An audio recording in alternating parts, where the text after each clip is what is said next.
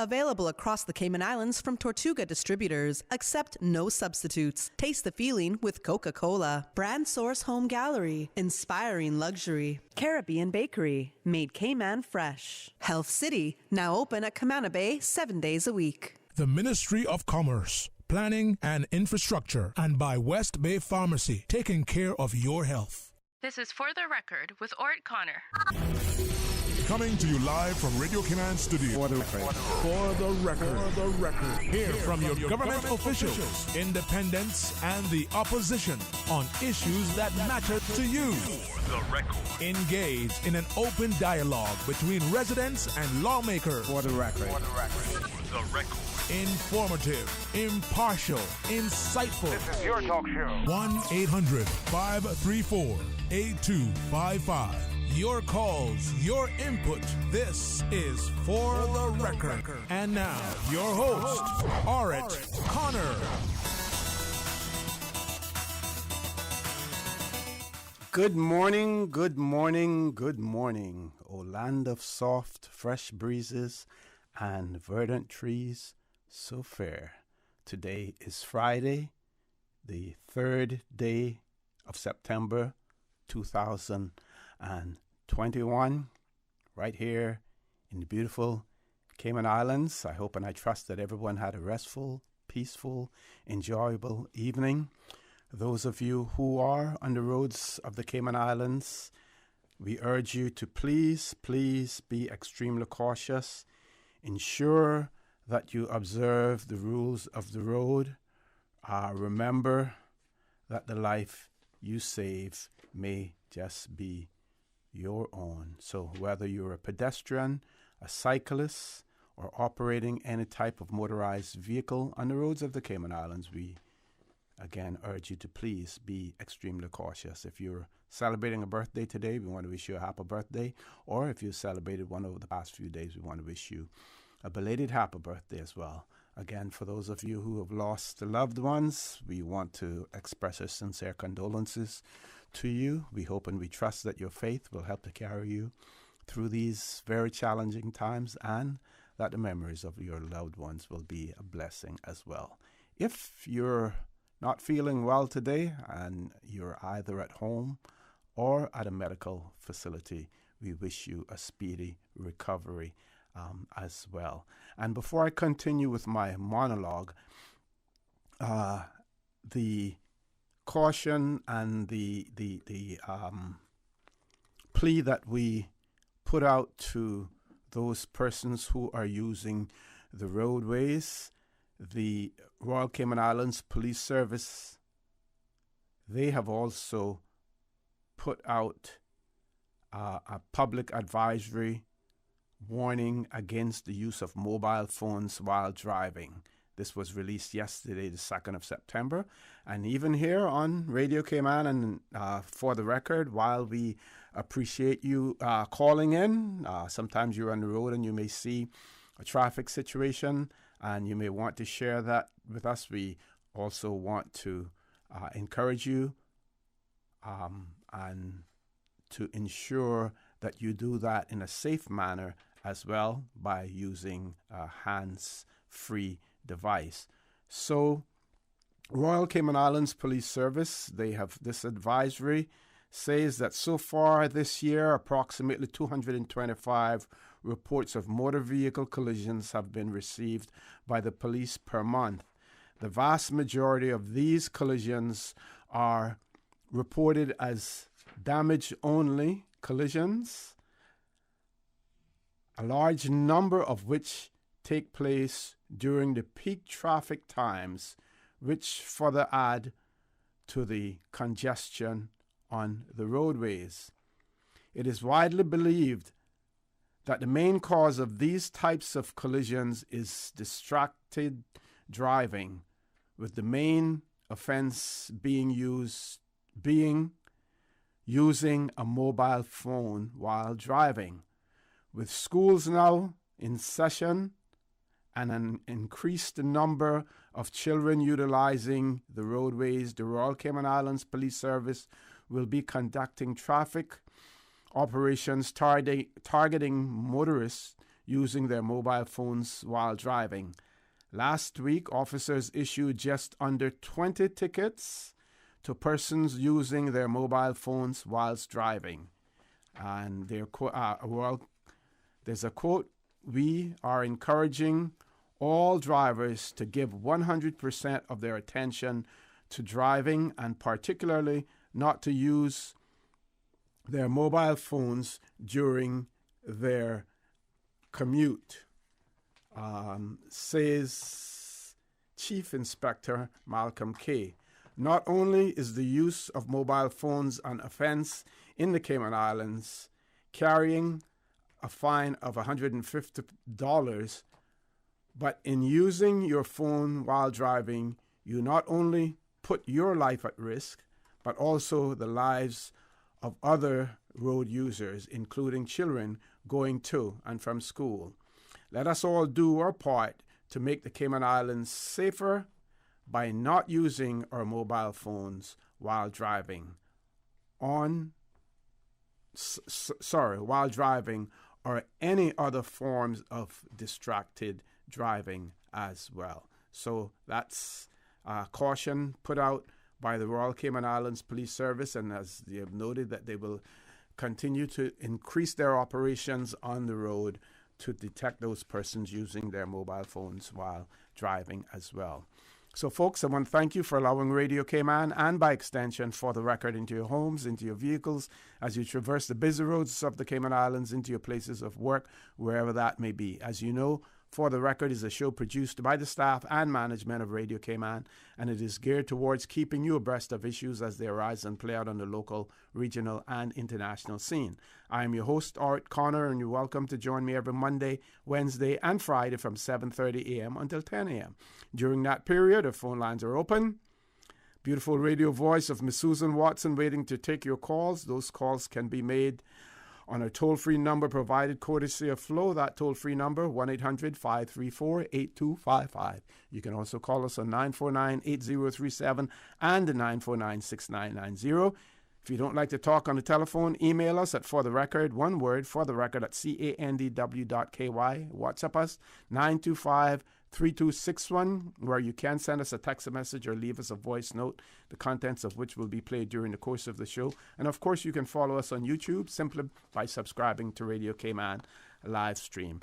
It has been quite a while, but I am happy, and it is my pleasure to have in the studio again with me none other than Dr. Steve McField. Doc, good morning. Welcome back, sir. Good morning, Mr. For the Record, and great to be back with you again. And I was so happy when you gave me the call.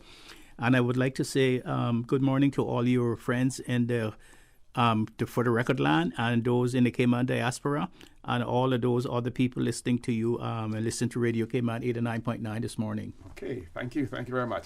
Of course, we're going to talk about so many things have happened since you were last on the show. But I have a little new feature that I'm trying to incorporate into my show. And I follow these things about this day, particular date in time. So the 3rd of August, anything significant that may have happened. And when I find that they're appropriate, I want to share them with my audience. And I'm going to ask you to read this one for me this morning, Doc. September the 3rd, 1783, about the Treaty of Paris being signed. I'm going to ask you to read that for our audience. Okay, September the 3rd, 1783. About 2 years after the final battle of the American Revolutionary War, the conflict officially ended on September the 3rd, 1783, with the signing of the Treaty of Paris. The treaty recognized the United States' complete independence from England and also laid out the boundaries of the nation. Almost all the land the British Crown owned east of the Mississippi River was handed over to the Americans under the treaty, which doubled the size of the new country. Terms of the treaty were negotiated by American founding fathers Benjamin Franklin, John Adams, and John Jay, as well as representatives of King George III of England. It was signed at the Hotel of York in Paris, France. But the treaty didn't calm tensions completely, and some unresolved issues continued on. The British refused to give up some forts, and the Americans continually stole from those who remained loyal to England during the war. In 1795, John Jay returned to Europe to sign a new treaty called Jay's Treaty and helped pave the way to a friendly relationship between the two nations.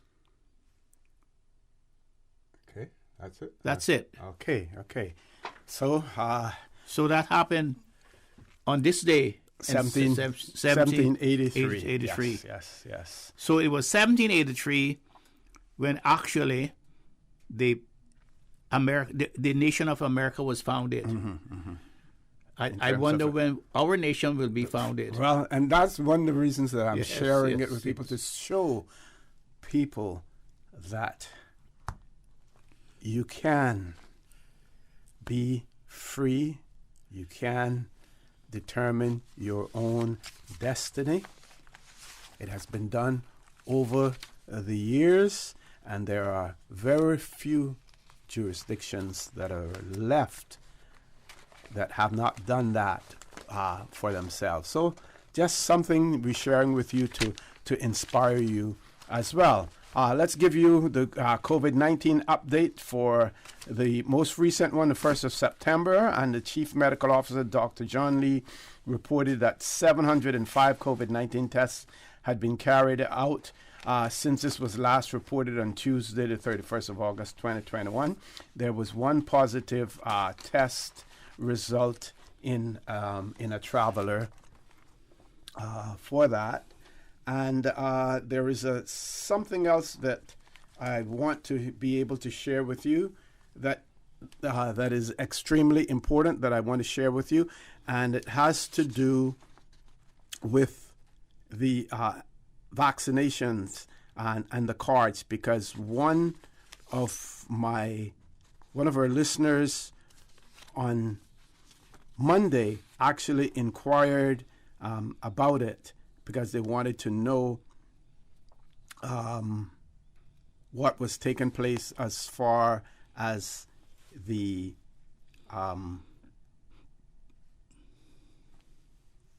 vaccination cards and the registration of those, or something of that nature. So here's what we have from the Health Services Authority. It's a public service announcement regarding COVID-vaccinated persons to be contacted for information verification. And it reads that the Health Services Authority is in the process of merging its manual vaccination records with its electronic medical records. Therefore, some verification is necessary to ensure that all information collected from the Cayman Islands COVID vaccination program is accurate. The Health Services Authority may call from the numbers below to verify information provided by some persons who have received the COVID-19 vaccine. And they list all of the numbers, and I'll read them to you. I don't expect you to basically remember these. But if you see a 244 number showing up, then the majority of calls are going to be coming from a 244 number, which is a direct government number. So 244-2610, 244-2617, 244-2614, 244-2700, 244-2600, 244-2779, 244-2780, 244-2783, 244-2784, and 925-6908. And it goes on to say that once this process is completed, persons who received their COVID-19 vaccinations in the Cayman Islands will have secure, on-demand access to their digital vaccination certificates via the MyHSA patient portal. All persons who have received the vaccine are encouraged to sign up for the patient portal in advance Signing up for the My HSA Patient Portal takes only a few minutes and is available at any Health Services Authority location. Community registration is also available on select dates, and for more information and the sign-up locations, you can visit www.hsa.ky/services/patient portal information. Time for us to take a commercial break.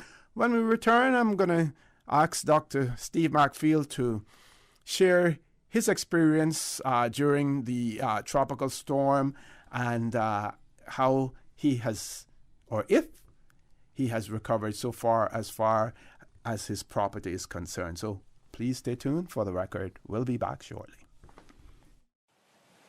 The Cayman Islands boasts of a long, colorful, and rich history. In tribute to our roots, Radio Cayman, the voice of the Cayman Islands, is pleased to bring you the Historical Vignette Series, brought to you by Rotary Central. For more than 110 years, Rotary members have used their passion, energy, and intelligence to take action on sustainable projects. The Cayman Islands, He hath founded it upon the seas. Fortescue, Eddington Arch, 1909-1971. Pastor Fortescue Eddington Arch, better known as Brother Fossey, was one of 11 children born to James Heber and Virginia Arch. In 1933, he was converted in the Church of God, Full Gospel Hall, and in 1946 was appointed General Overseer of the churches of the Cayman Islands and the Bay Islands. He was the loving husband of Gloria, and after her sudden death in 1956, he married her sister, Helen. He was instrumental in the establishment of the various branches of the church and involved in the acquisition of property, finance, and construction of the church's buildings. He was a well-known and talented carpenter and shipwright, a successful realtor, and a merchant. He was also a generous, kind-hearted, and friendly person who always assisted the less fortunate in any way he could. Radio Cayman's Historical Vignettes was brought to you by Rotary Central. For more than 110 years, Rotary members have used their passion, energy, and intelligence to take action on sustainable projects. Since 1993, Rotary Central has worked diligently each year to provide quality bus shelters to our community. A traveling convenience to our school children, the elderly, young people going to work, guest workers, and visitors using the public bus. We, Rotary Central, help you, our advertisers, make it happen. Your marketing dollar travels a far way. Positioning your message, your product, your services, your presence in over 83 bus shelters. Every dollar you spend, every advert you place helps to build another bus shelter, providing modest comfort for Cayman travelers. Reserve space now on the only billboard medium in the Cayman Islands. Email rotaryshelters@gmail.com. rotaryshelters@gmail.com. The Bus Shelters, a partner in community convenience. Another inspiration program by Rotary Central Cayman Islands. Health City is now open at Camana Bay, offering a wide range of specialties at our state-of-the-art Camana Bay Clinic. We are here to help you save time and feel better. We are open weekdays, weekends, and evenings for your convenience and are dedicated to reducing your wait time while improving your health. Friendly staff, expert care, lab services, and diagnostics in one convenient location from the hospital you know and trust. Health City at Camana Bay, within your reach. Since March 2004, West Bay Pharmacy has kept their doors open to the local communities, even before, during, and after Hurricane Ivan. At West Bay Pharmacy, our staff provides so much more than pharmaceutical excellence. From the moment you walk through our doors to completing your cash out, our staff will have put your healthcare concerns at ease. We would like to take this moment to thank our loyal friends and customers. To us at West Bay Pharmacy, our patients are our primary concern. We provide thorough background checks and precise calculations to ensure your medical safety. Thank you for being a part of our family and for choosing West Bay Pharmacy, where we care about your health. We think it's time you crossed over to a new vehicle. And with the 2021 Toyota Corolla Cross now at Vant Motors, you have plenty of reasons to make the switch. The crossover body and hybrid engine is a sleek design in a sturdy structure with a spacious interior that opens to extensive cargo space. Stuck in traffic? The high-performance self-charging hybrid system automatically switches between gas and electric vehicle mode, helping you lower both fuel costs and carbon emissions. The Corolla Cross has full LED lighting inside and out, an integrated display audio system with energy monitor, and a dual-zone climate control system to ensure comfort for all. Test drive the new 2021 Toyota Corolla Cross Hybrid today at Vant Motors, Walkers Road. What's that? No sugar, same amazing taste? Coca-Cola Zero Sugar is here to stay. Classic taste, pure satisfaction. Be sure to stop into any Tortuga location and get your own case of Coke Zero. Or grab an ice-cold one straight from the cooler. Brought to you by Tortuga Distributors Limited. Coca-Cola, taste the feeling, K-Man. Make your house into a home. Welcome to Brand Source Home Gallery, your source for premium products and a premium experience. We'll design and install your dream kitchen with crafted cabinets, complemented with elegant appliances. We'll fill it with quality houseware and cookware. Custom-designed closet and storage solutions organize and beautify any area. And with the finest bedding, you'll get a perfect night's sleep knowing Brand Source Home Gallery has everything you need to make your house a home. System 1 loaded. 1-800-534-8255. What is on your mind when it comes to the government, independence, and the opposition? Issues that matter to you. 1-800-534-8255. Waiting to hear from you. For the Record. This is For the Record with Ort Connor. Good morning and welcome back to For the Record. In the studio with me this morning, none other than Dr. Steve Macfield. And I know many of you, when you saw me on the road or otherwise, you would ask, what happened to Dr. Macfield? Where is he? Well, he's here with us today. And Doc, like all of us, you were affected by the tropical storm. Some people were affected more than others. Yes. How did you fare? I lost a lot of, there was a lot of damage at my place. Of course, I have a big yard, a big place. I lost 3 of my fences. I lost the fence between my neighbor and myself, and I lost the fence on the east side of my house, and I lost the fence on the south side of my house, and the fence on the north side of my house. Wow. All those fences went down. I lost a lot of trees too, huge trees. I don't know if you know Northward well, but Northward runs under, Northward is on top of one of the water lenses of the island.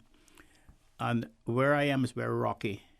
There are pockets of soil, and so the roots do not go deep, because to get a well dug in Northward in my yard, it takes like 25 feet to get a well dug. About 25 to 30 feet down you need before you get to water. Hit water. And so I lost a lot of fruit trees, and a lot of damage to to my structure. I didn't lose. There was no damage to my house per se, but it was only on the outside around my pool. I had some damage there, but the most important thing was to try to avert the damage, to get it to repair the damage. You have to wait so long, and then I got some people to come out to help me with the damage. And a gentleman said he was bringing 5 men out to help me get my fences up. And I was so happy when I found someone to get my fences up. And around 10 o'clock that night, the evening before he was supposed to come, he called me back and says, "Well, we can come tomorrow, but we have to pay us $150 a day." Wow. And to do the work. And I thought, gee whiz, so I said, okay. So they came, and they took them 2 or 3 days to get my fences back up. But I had to pay them $150 a day each. Wow, that's price gouging, and yes. They realized that they had you over a barrel as well. Yes. So that's what happened to my house. But My neighbors didn't suffer a lot of damage, which was great to them. I was so happy that they didn't suffer a lot of damage. And there's a phenomenon on down my street. There's a house that has belonged to a Bracker woman. The house is painted white. Everything is painted white. The fence is painted white. The antenna is painted white. The driveway is painted white. The yard is white with sand and everything. And nothing happened to that house. Wow. And even in 2004 in Ivan, when the hurricane came and destroyed all the houses, I remember when the hurricane came, I could look at my back door and see all the way down near to Newlands because there was no leaves on the trees. She had mangoes on the trees too. Wow. There's something special about that spot. There's something special about that spot. So I call it the White House when there, and something special about that house. And I was saying to myself, maybe I should go back to the old days and take the grass out of my yard and put white sand. Maybe that's has something to do with it. I don't know. Now you spoke about some of your trees falling over on other person's property. Yes. What is the legal position on that? Because we had one caller where a particular object had come over to their side, to their property, and they weren't getting any positive response from the owner in terms of removing it, from there. Of course, you want to try to do things in an amicable way as opposed to having to seek any legal redress for it. Well, if the law both in the UK and the US seems to be similar, if a tree falls in another person's property by an act of weather, I would say act of God or something, hurricane, storm, then it's not your fault. Okay. The other neighbor ought to remove the tree through his insurance or through his own self, by his own means. You mean the person who has received the damage? Yes. Okay. If a tree falls in a neighbor's house, and you know that the tree is faulty, the tree has the structure is bad, and you know that the tree may fall in the neighbor's house sometimes, then you would be liable for the damage. If you cut down a tree and it falls into the neighbor's place, then you're liable for the damage. But if it's an act of the weather, something that's not foreseeable, something that you cannot foresee, then you would not be liable to for the damage that happens over the neighbor's house and stuff. Remove it. But what about the mere fact that you have planted a tree so close to the boundary that if there was an act of God situation to arise, that it's obvious that it would fall onto the neighbor's property. Well, that's a different situation because you deliberately planted the tree so close to the neighbor's house that you know that if there's a weather or if something happens, that it would actually fall in the neighbor's yard and it would completely damage his place or damage his place. That's different. Yeah. Now, there's a case called Rylance and Fletcher. Okay. That's an old case, English case called Rylance and Fletcher, which states that you must not keep any dangerous thing on your premises that escapes over to the other person's premises, cause damage over there, because then you'll be liable for that. So you have to take that into consideration. Also, whether it's a Rylance and Fletcher situation that you keep your tree, you plant your tree by the neighbor's fence that make it so dangerous for your neighbor, that might be a Rylance and Fletcher situation. Okay. Top of the hour, folks. The gentleman that you're hearing speaking here, senior member of the bar in the Cayman Islands in terms of seniority. Yes, I was called to the bar in 1977, and I have been working since. How many years is that? That is some 43 years. 43 years since I've been called to the bar. And no QC. No, well, it doesn't bother me. I have never applied for it. It doesn't bother me. I am not in that group of people. I belong to the marginalized group of people who traditionally do not enjoy power. And my opinions and our status does not confer truth. And so I didn't I'm not alarmed. I am so happy for those people who are being appointed as QCs and so forth. But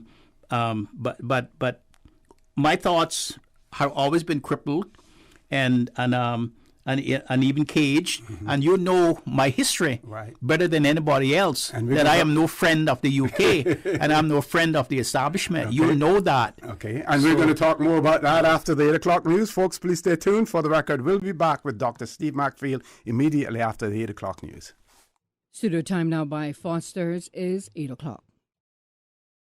When you're on the go, let the Island Supermarket shop for you. To start, head to fosters.ky/go. Then shop all of your favorite products online, from produce and seafood to grocery and frozen, all picked by our team of shoppers ready to go. Choose next day curbside pickup from Foster's Camana Bay or delivery island-wide. To get your order started, visit fosters.ky/go. This is Groceries on the Go. And we are Foster's Go. Shop online anytime. The 8 a.m. News is proudly sponsored by the Chamber of Commerce Pension Plan. For further information, please visit chamberpension.ky.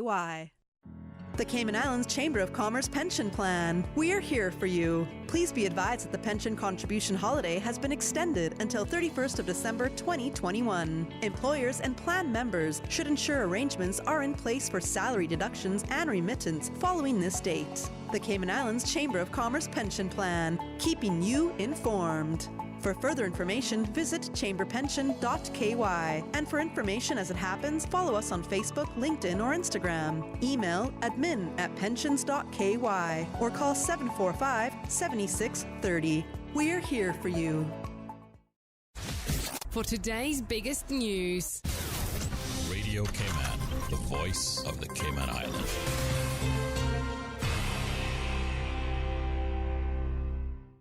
With your latest news, I'm Karsley Fuller. The National Maritime Strategy and Compliance Working Group held a special event Thursday morning at the Marriott. Minister for Financial Services, the Honourable Andre Ebanks, gave the opening address. Why we're all here gathered today is the National Maritime Strategy III Code Compliance Working Group, which is a very long acronym, was appointed by Cabinet in March of 2019 to be the coordinating body responsible for ensuring that the Cayman Islands Maritime Association administration complied with the III Code.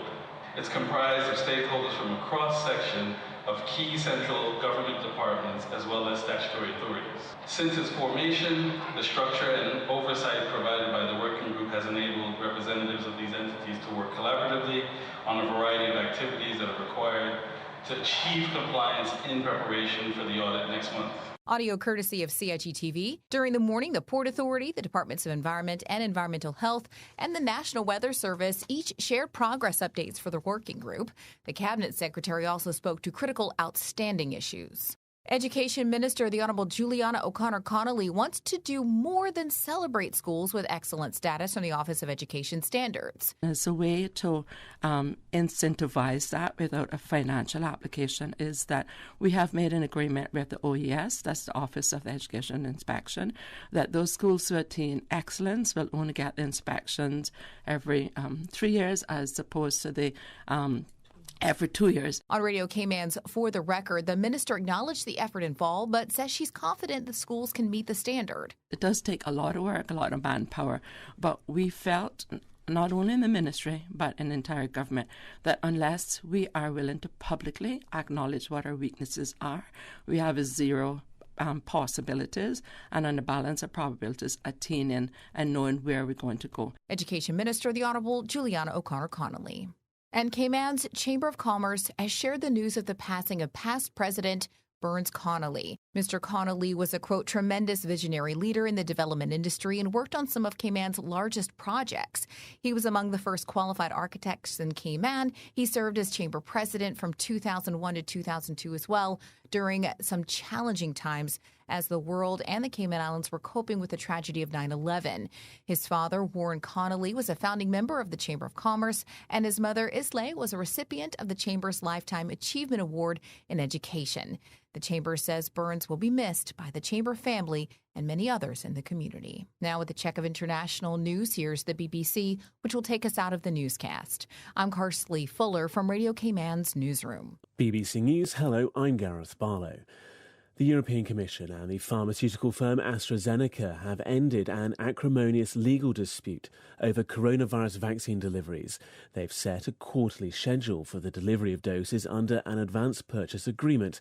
The Commission initiated legal action when vaccine supply problems were contributing to a slow rollout.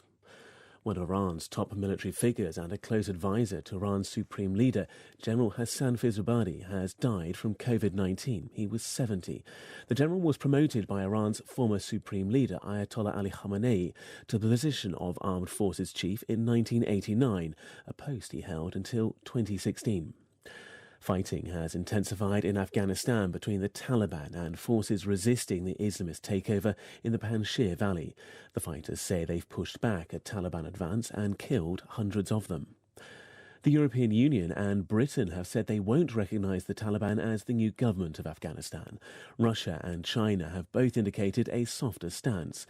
The militant group says China has committed to keep its embassy in Kabul open, although Beijing has only said about the embassy is operating normally at present.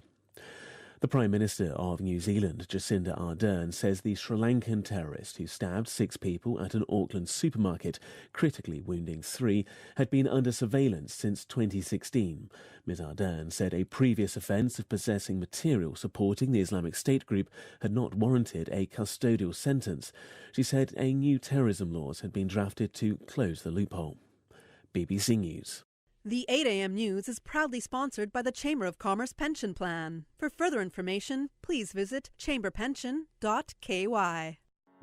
The Cayman Islands Chamber of Commerce Pension Plan. We're here for you. Are you aware of the performance of your pension plan? The Cayman Islands Chamber of Commerce Pension Plan provides quarterly fund fact sheets for our members to stay informed with the plan's performance. For the year ended 30th of April, 2021, the various life cycle funds have provided returns between 10.5% and 43.2%. And our all-in expense ratio for year ended 30th of June, 2020 is currently the lowest it's ever been. 0.72%. Visit chamberpension.ky to review our fund fact sheets. You can see the performance as far back as 10 years. Remember that pensions are a longer-term investment strategy. Focus on the long term rather than the short-term returns. The Cayman Islands Chamber of Commerce Pension Plan continues to perform for you. Stay in touch with Radio Cayman for the latest in news and information. Follow Radio Cayman on social media, Facebook, Instagram, Twitter. Download the Radio Cayman app or log on to our website, www.radiocayman.gov.ky. Radio Cayman, your voice, your choice, your radio.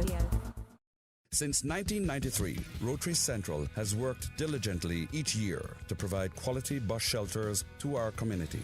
A traveling convenience to our school children, the elderly, young people going to work, guest workers, and visitors using the public bus. We, Rotary Central, help you, our advertisers, make it happen. Your marketing dollar travels a far way. Positioning your message, your product, your services, your presence in over 83 bus shelters. Every dollar you spend, every advert you place helps to build another bus shelter, providing modest comfort for Cayman travelers. Reserve space now on the only billboard medium in the Cayman Islands. Email rotaryshelters@gmail.com. rotaryshelters@gmail.com. The Bus Shelters, a partner in community convenience.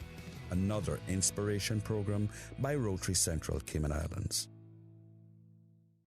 Water Authority Cayman wishes to advise its valued customers and the motoring public of planned works to upgrade the water supply infrastructure along Palmdale Avenue, Success Circle, Nevard Close, and Damascus Close. Preliminary work will begin the week of 6th September. Work will take place weekdays between 8:30 a.m. to 3:30 p.m. The project will last for approximately 12 to 15 weeks. During the course of the works, traffic management measures will be in place, with signs directing the traffic flow. Motorists are encouraged to drive with caution when they are in the area to protect their safety and the safety of the Water Authority's staff. Customers in the area may experience service outages throughout the work. The authority will make every effort to give advanced notice related to outages. Customers can visit our website www.waterauthority.ky for outage notices. The Water Authority appreciates the patience and understanding of its customers and the public as it undertakes these works and apologizes for any inconvenience this Planning may for the cause. hurricane season can be stressful, especially because COVID-19 remains a concern. To help you safely prepare, here's some tips from the Public Health Department. Have a fully stocked first aid kit. Make sure you have face coverings, hand sanitizers, and disinfectants should you need to evacuate to a shelter. Ensure sufficient supply of medications for people with illnesses. Ensure immunizations are up to date, and when eligible, take your COVID-19 vaccine. Ensure a sufficient supply of food and clean water for every member of your family. For more guidance to update your emergency hurricane plans due to coronavirus, visit www.caymanprepared.gov.ky. This message is brought to you by the Public Health Department in partnership with the Ministry of Health and Wellness. The 8:10 a.m. Weather Report, Monday through Friday, is proudly sponsored by Pan American International Insurance Corporation. Pan American International Insurance Corporation, meeting the life, accident, and health insurance needs of individuals and businesses to ensure financial security and peace of mind. For more information, call 949-8304 or visit www.palig.com. That's PALIG.com. Pan American Life Insurance Group can help you take your employee benefit solution to the next level. For more than 110 years, millions of people have trusted PALIG because we've always delivered on our promise. PALIG is the only insurer providing group policies to as few as 3 employees and has the ability to combine life, health, disability, and income protection to provide you and your employees with a complete employee benefits package. Let us customize your employee benefits solution today. Call us at 949-8304 or visit our office at Unit 221, Cannon Place East, North Sound Road, or visit us online at www.palig.com. Pan American Life, people you can trust for life.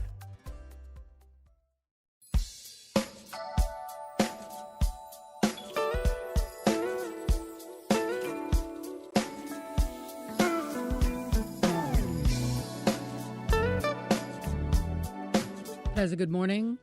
Time now to take a look at the latest weather report. Current temperature is 84 degrees. Relative humidity is 82%. The barometric pressure is 29.95 inches and rising. The winds are calm. Overnight low temperature was 80 degrees. Synopsis indicate isolated thunder showers along with light easterly winds and slight seas will continue across the Cayman area for the next 24 hours as the remnants of a recent tropical wave lingers across the Cayman Islands. Radar images show scattered showers in and around the Cayman area moving northwest. The National Hurricane Center is issuing advisories on Hurricane Larry.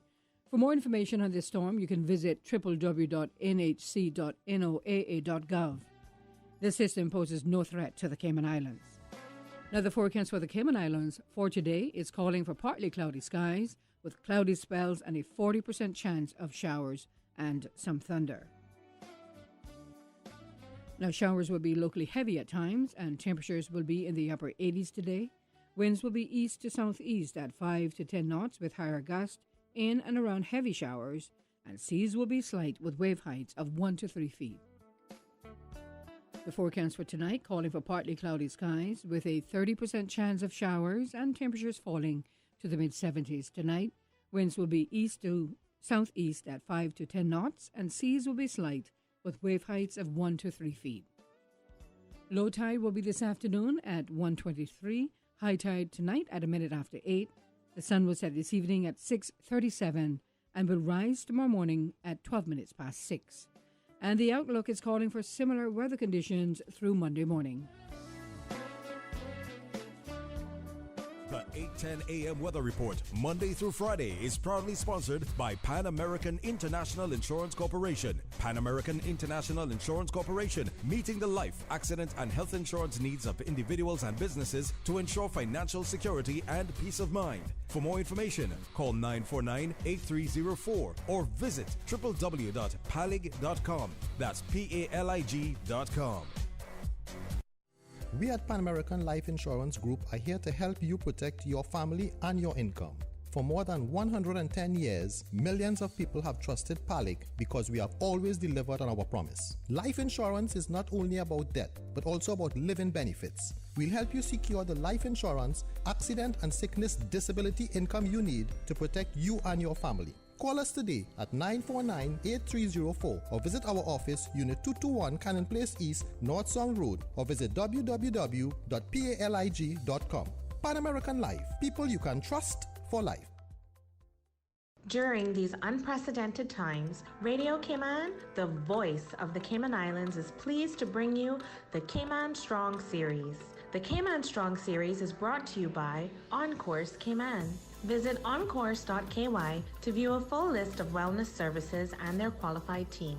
OnCourse Cayman, health, wellness, and happiness.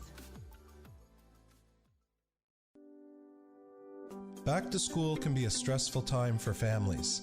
Parents are trying to regain weekly schedules and structure. Meanwhile, children may struggle with anxiety about moving up a year, seeing their peers, or worse, encountering unfavorable bullying situations. Don't wait until the last minute to prepare for school. Quick tip: when shopping for back-to-school supplies, allow your child to have a say in what is purchased. Kids like to have freedom to make their own choices. It allows them a chance to express themselves, and it can be a good lesson in decision-making skills and thrifty shopping. Change your thinking. Radio and Cayman, change your life. Cayman Strong Series was brought to you by OnCourse Cayman. Visit oncourse.ky to view a full list of wellness services and their qualified team. OnCourse Cayman, health, wellness, and happiness. These days, feelings of loneliness, anxiety, stress, and depression can be overwhelming. Just know you are not alone. OnCourse Cayman offers private mental health services for children, teens, adults, and groups. Visit oncourse.ky to view a full list of wellness services and their qualified team. OnCourse Cayman, health, wellness, and happiness. The traffic report is brought to you by Subway. Planning a meeting, event, or office celebration? Visit subway.ky to place your catering order today.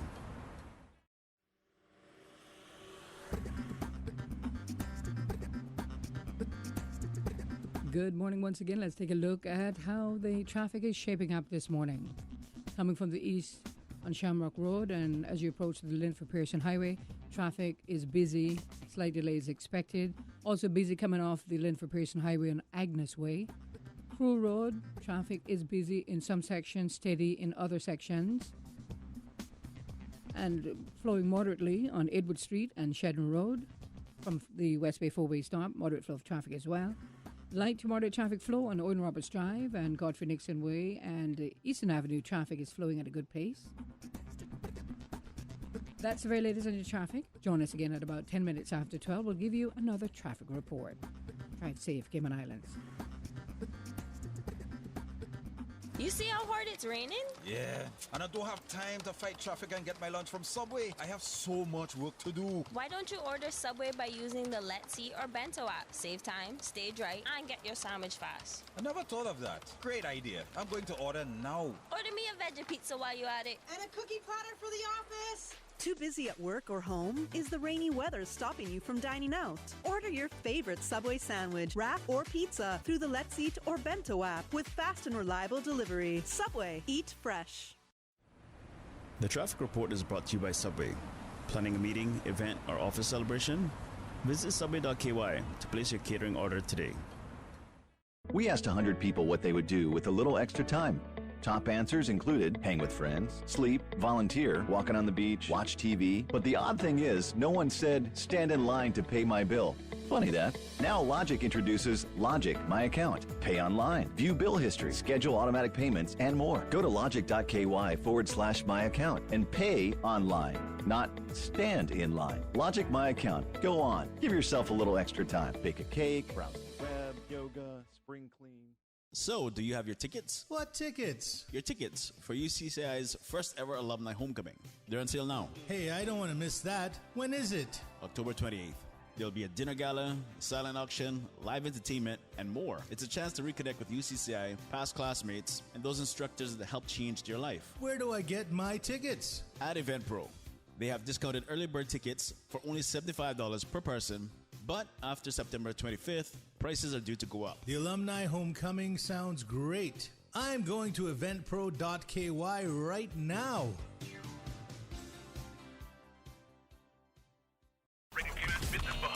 Each Tuesday and Thursday from 7:30 a.m. to 9 a.m. The Tuesday and Thursday edition of the Business Buzz is brought to you by Optical Outlook. Visit them at their new location in Anderson Square. Telephone 746-2020. Come see the difference with Optical Outlook. For the record, with Ort Connor. Initiating system. For information that matter. For the record, with Ort Connor. Continues right now on Radio Cayman. Good morning and welcome back to For the Record. In the studio with me, Dr. Steve Macfield. And I just want to let you know that after the headline news at 9 o'clock, we will have some government officials with us. I believe a representative from MRCU will be on. We know that people have concerns about the mosquitoes and the spraying, and we will be provided with information as to what's happening there as well. One of our listeners wrote and said, he said, not only is using a non-hands-free cell phone to converse while driving is a dangerous offense, but also is the common practice of a vehicle driver using the cell phone to write or read texts, WhatsApp messages, or have video chats while the vehicle is moving along the roadways.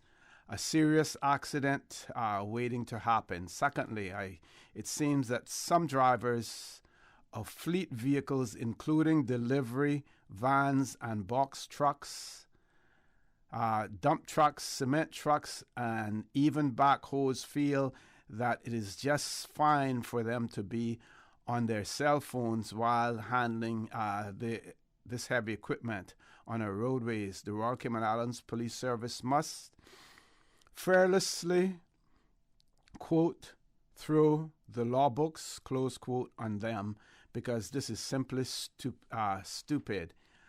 Are these people high on something or just do not care about being reckless and endangering innocent lives? So that person's viewpoint on that. And the mention of delivery vehicles and box trucks and stuff like that, I have had occasion when vehicles like that have driven recklessly in front of me or behind me. I have taken the number down, called the establishment, because many times you either get the license plate number or there may be a vehicle number. If they have a fleet of vehicles, they may have the number on it, and tell them at the time that it happened so that they could determine exactly who the driver was, and point out to them that they're placing people's lives at risk. But not only that, they're exposing their employers to possible, legal action as well. That's right. Ms. Susan, we have a caller. Let's go to the phone lines. Caller, good morning. Welcome to For the Record. Good morning, OC, and good morning to Dr. Steve and your esteemed listeners. Good morning. Good morning, Mr. Belinka. Good morning, thanks. Well, I want to talk about this issue very briefly about the QCs and so on. I know that you've touched on it already. Oh yeah, just barely, because we're going to get into it. But you can kick it off. You can kick it off. I can try to provoke some things here. Well, first of all, I think to me it is an absolute shame that out of 5 QCs who are going to be inducted, some of whom I know, for example, they are good lawyers, Colette Wilkins and Reshma Sharma, good lawyers and so on. But how come you only have Mr. Auden McLaughlin 1 out of 5? You got only one generation of Cayman, and how is that supposed to make sense in Cayman? Okay, there are a bunch of other lawyers who could have made that list, and I'll just name some of them: David Rich, Sharon Ralston, Teresa Pitcairn, Brian Hunter, Dr. Steve. I was not going to mention him, but since you've already mentioned him and so on, I already had him on my list, of course. Oliver Watler, Wade Da Costa, and a lot of these people. Why aren't these people being made QCs? You see, Truman Bodden was established in 1982 from my research. This is almost 40 years ago. And you mean up to this day, whenever QCs are being called, you only have one or two or maybe even nobody? It doesn't make sense at all. And the way I see this in the broader context. It has come out from the 2020 inspection report of schools that out of those schools that are rated to be excellent, the only 1% of the kids there are Caymanian. I mean, that's staggering, you know. Of the schools in Cayman that are rated as excellent, only 1% are Caymanian, okay? And after that, when they go on to public school, I believe that the number of kids, Caymanian kids who go on to tertiary is under 10%. And so do you see how from the cradle right up to the schools and to professional achievement, the Caymanians are structurally at the bottom. Mm-hmm. I know that a lot of people are talking about this now, but this is an absolute disaster for any society in terms of going forward. I could have told you this before I sign off. In 1994, when South Africa was democratizing, Nelson Mandela wanted the West Indian team to go and play cricket in South Africa. And his reason was because the white Afrikaners there had led the young black people to believe you are not smart enough to play cricket. You can chase a ball around, but you can't play cricket because you are not smart enough. So Nelson Mandela wanted a predominantly minorities team to go to South Africa and play well and maybe even win, because that way they'll start dismantling that inferiority complex. Thanks in Cayman, we do have people like Dr. Steve, Dr. Frank, Dr. Borden who do this, but there's not enough people who are teaching the society how you dismantle that through things such as even appointing QCs. I thank you for your time. Continue listening. I look forward to your discussion, particularly on this topic. Thank you. Thank you very much, Billy. Thank you very much for that. So Doc, I'm going to share some of the release. New cadre of Cayman Islands Queen's Counsel appointed. 5 Caymanian-based attorneys have been appointed to the distinguished rank of Silks, which is the informal term for Queen's Counsel. The legal documents formalizing the appointments of the new Queen's Counsel were signed by His Excellency the Governor Martin Roper on the 5th of August 2021 on the recommendation of the Honorable Chief Justice, Honorable Anthony Smelly. The formal ceremony admitting the 5 new QCs to the inner bar of the Cayman Islands to be presided over by the Chief Justice, sitting with other judges of the Grand Court, takes place today, Friday the 3rd of September 2021 at 2:30 p.m. Goes on to say that the new silks include, on the public side, Solicitor General and Chief Officer Portfolio of Legal Affairs, Ms. Reshma Sharma, and from the private bar, Messrs. Alden Nee McLaughlin, Jr., MBE, former Premier, and Mac Webster Imrie, Consultant, Maples and Calder, along with Mrs. Rachel Reynolds, Global Senior Partner, Auger, and Colette Ann Wilkins, Partner, Walkers. And then to give perspective to the seniority that is the hallmark of these appointments, Chief Justice Smelly reminded that the term taken silk dates to the 17th century England, when Queen's Counsel first started wearing silk robes in court as a mark of distinction.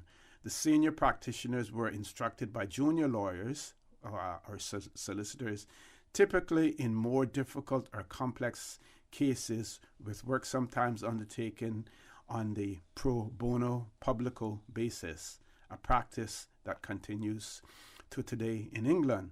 Although guidelines for the appointment of QCs in the overseas territories such as the Cayman Islands do not today require this distinction in roles between barristers and solicitors, the same practices often appertain, the Chief Justice said. This includes the still prevailing expectation that Queen's Counsels endeavor to provide a percentage of legal work free of cost in the case of clients who need assistance in assessing legal services but cannot afford to pay. The appointments of these senior, long-serving, respected, and distinguished members of the legal fraternity, Chief Justice Anthony Smelis said, come at the end of an intensive process of consultation and vetting, this time commencing on January 2021 by himself and his colleagues and the UK Secretary of State for Foreign and Commonwealth Affairs. These latest appointments coming more than 4 years since the last inductions in February of 2017 were made. First and foremost, Chief Justice Smelis said, having regard to the needs of the jurisdiction as prior holders relocate, retire, or channel their services into the local judiciary. In closely monitoring these movements, the Chief Justice said he and his colleagues, quote, have been able to maintain a stable pool of QCs relative to the size of the profession and the local population, close of quote. Achieving the balance, the Chief Justice said, was in the public's interest as it ensured that homegrown talent is recognized and made available to meet local needs.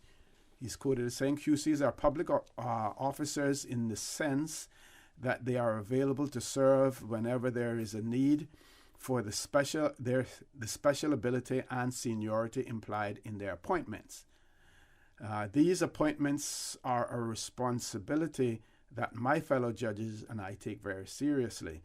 The guidelines upon which candidates are evaluated were first settled many decades ago by way of royal instructions. They were further agreed in 1986 between the Foreign and Commonwealth Office and then Lord Chancellor's Department. After Chief Justice Smelis' appointment to head the judiciary in 1998, he initiated the local procedures that for the first time included appointments from the private bar. That introduction of local procedures for the induction of private attorneys paved the way for the first private attorney, now Justice Andrew Jones, retired, to be appointed QC in 2002. Until then, in the Cayman Islands, only attorneys in the public service were appointed QCs. The very first Cayman Islands appointment, a distinction earned by the late Michael Bradley, then Attorney General of the Cayman Islands and later Governor of the British Virgin Islands, took place in 1982. The next local appointment made in 1987 was that of the late Sir Richard Ground, a former Attorney General of the Cayman Islands and later Judge of the Turks and Caicos and Chief Justice of Bermuda. Next was Chief Justice Smelis himself in 1991 when he served as Solicitor General and Acting Attorney General. In less than 2 decades, that picture has changed dramatically. Since 2002, there have been 23 appointments, including this latest group of 5 appointees, bringing the local appointments for the Cayman Islands to 27 since 1982.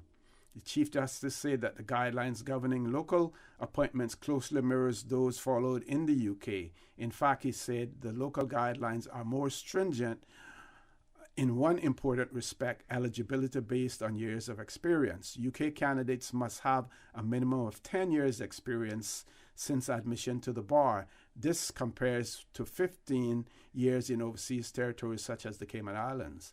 The rules also specify that in any given time, the number of new appointees should be restricted to approximately 10% of the members of the practicing bar. The Chief Justice confirmed that he and his colleagues are committed to the ongoing review of the needs of the jurisdiction for the making of further timely recommendations for appointments. And then, of course, they summarize the achievements. We're going to take a commercial break. When we return now, Doc, I'm going to let you take the mic over and comment on what this all laid out there. Folks, please stay tuned. For the record, we'll be back shortly. What's that? No sugar, same amazing taste? Coca-Cola Zero Sugar is here to stay. No one can stop me when I taste the classic taste, pure satisfaction. Be sure to stop into any Tortuga location and get your own case of Coke Zero. Or grab an ice cold one straight from the cooler. Brought to you by Tortuga Distributors Limited. Coca-Cola, taste the feeling, Cayman. Are you feeling sick but don't feel ill enough to go to the doctor? Ask your pharmacist for advice. Here at West Bay Pharmacy, our pharmacists have been trained to offer helpful, easy-to-understand advice on the treatment of everyday minor ailments for yourself and all the family.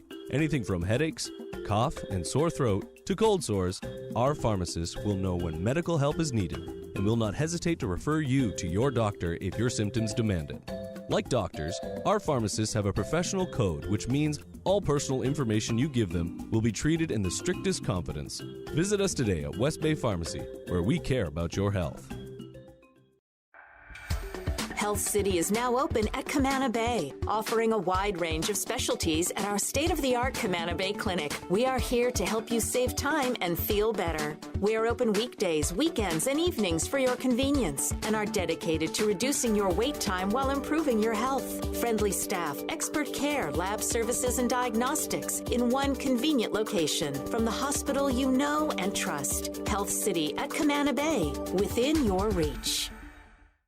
The Department of Environmental Health would like to advise West Bay residents of a vegetation debris collection from August 30th till September 4th. West Bay residents are asked to only place vegetation waste on the curbside where it is easily accessible to DEH collection crews. Do not obstruct the roadway or storm drains or place household trash. For more information on the West Bay collection from August 30th to September 4th, please contact DEH's Solid Waste Management Section at 949-6696. System 1 loaded. 1-800-534-8255. What is on your mind when it comes to the government, independence, and the opposition? Issues that matter to you. 1-800-534-8255. Waiting to hear from you. For the Record. This is For the Record with Ort Connor. Good morning. Welcome back to For the Record. In the studio with me, Dr. Steve Macfield. We're talking about the appointment of Queen's Counsel here in the Cayman Islands, and of course their induction will take place, swearing in ceremonies will take place at 2:30 today at the Grand Court as well. So Doc, I want you to talk about it, and don't forget the pro bono part of things as well. My comment on Wednesday, and it was very short because I didn't have enough time to get into it, but it talked about pro bono work. And when you look at the bona fides, the qualifications, and the experience of most of those persons who have been granted at this time, they're into corporate work. Yes, they're not. Now, how much pro bono work you can do for corporate? I don't have. Poor old me. I don't have a company. I don't require that. I may need it if I'm arrested for some reason, if I commit an offense or something like that. I may need it, or if I have a gripe with the government, in relation to something, or I may need pro bono work. But are they in a position to provide that to the based on their experience and their what their forte is? How much pro bono work can most of them really do? Not many. I think most of the QCs that I know are lawyers in court and doing appearing in high court, appearing in county court, appearing in here in the Grand Court and in Court of Appeal, and in Privy Council trials and so forth. The whole thing is that I think that the first QCs begin in the I think it was I can't remember when it was now, but it's probably about 2 decades ago. Do you know that during the quincentennial celebrations, the 500 years of Cayman history? Yes. The quincentennial committee recommended that they should appoint 5 Caymanian QCs at the time, 5 to represent the 5 years of our history, and the 5 were Truman Borden, Sherry Borden, Keith Collins, David Rich, and myself. Okay. We never heard any more about it. And I asked the chairman of the committee at the time, and they said that they wouldn't accept that. So the only 2 people that got any sort of recognition was myself and Truman Borden. The Quincentennial Committee gave us an award for our contribution in law in the Cayman Islands. That's what we got in state of the QCs. We got an award for our contribution in law in the Cayman Islands. I have been practicing from 1977. I was called to the bar in 1977, and of course I've been involved in nearly every case, every kind of case in the Cayman Islands: murder, manslaughter, constitutional cases, I think, and I have not had any recognition, but that doesn't surprise me, because I come from the marginalized side of the Cayman Islands, and it's not only me; it's people in my family. It started from 1835 with my great granduncles when Michael Trust sent the school teacher here, and they were young. They had young children in schools in Bordentown, and they were told that they could not teach them with white children, and the Michael teacher left and went back to Jamaica in disgust, and they wrote a petition to the governor of Jamaica and to Victoria, saying that they should send the teachers back, because they were teachers were good, and that it was only prejudiced people in the Cayman Islands that had allowed this situation to happen. That existed. That followed us all the way down to Teacher McFeel, when he was ostracized. When he went to university. And he came back, and he was ostracized because he was telling people how to save their money in the bank, and what was compound interest, what was and what was simple interest and stuff. They thought that was bad. They confiscated his books when he came. They confiscated his first year economic textbooks when he came on the airport, and so forth. So it doesn't and they look how Dr. Frank McFeel is marginalized. And so it doesn't really bother us too much, because we don't expect any better. We don't expect any difference. My son is one of the most brilliant young doctors in America today, doing bariatric surgery. He's known all over America for his work in bariatric When he came here too, they almost destroyed him. He made a quick exit out of here, because he didn't understand what I was telling him all those with the experience that I had, and he could not believe it.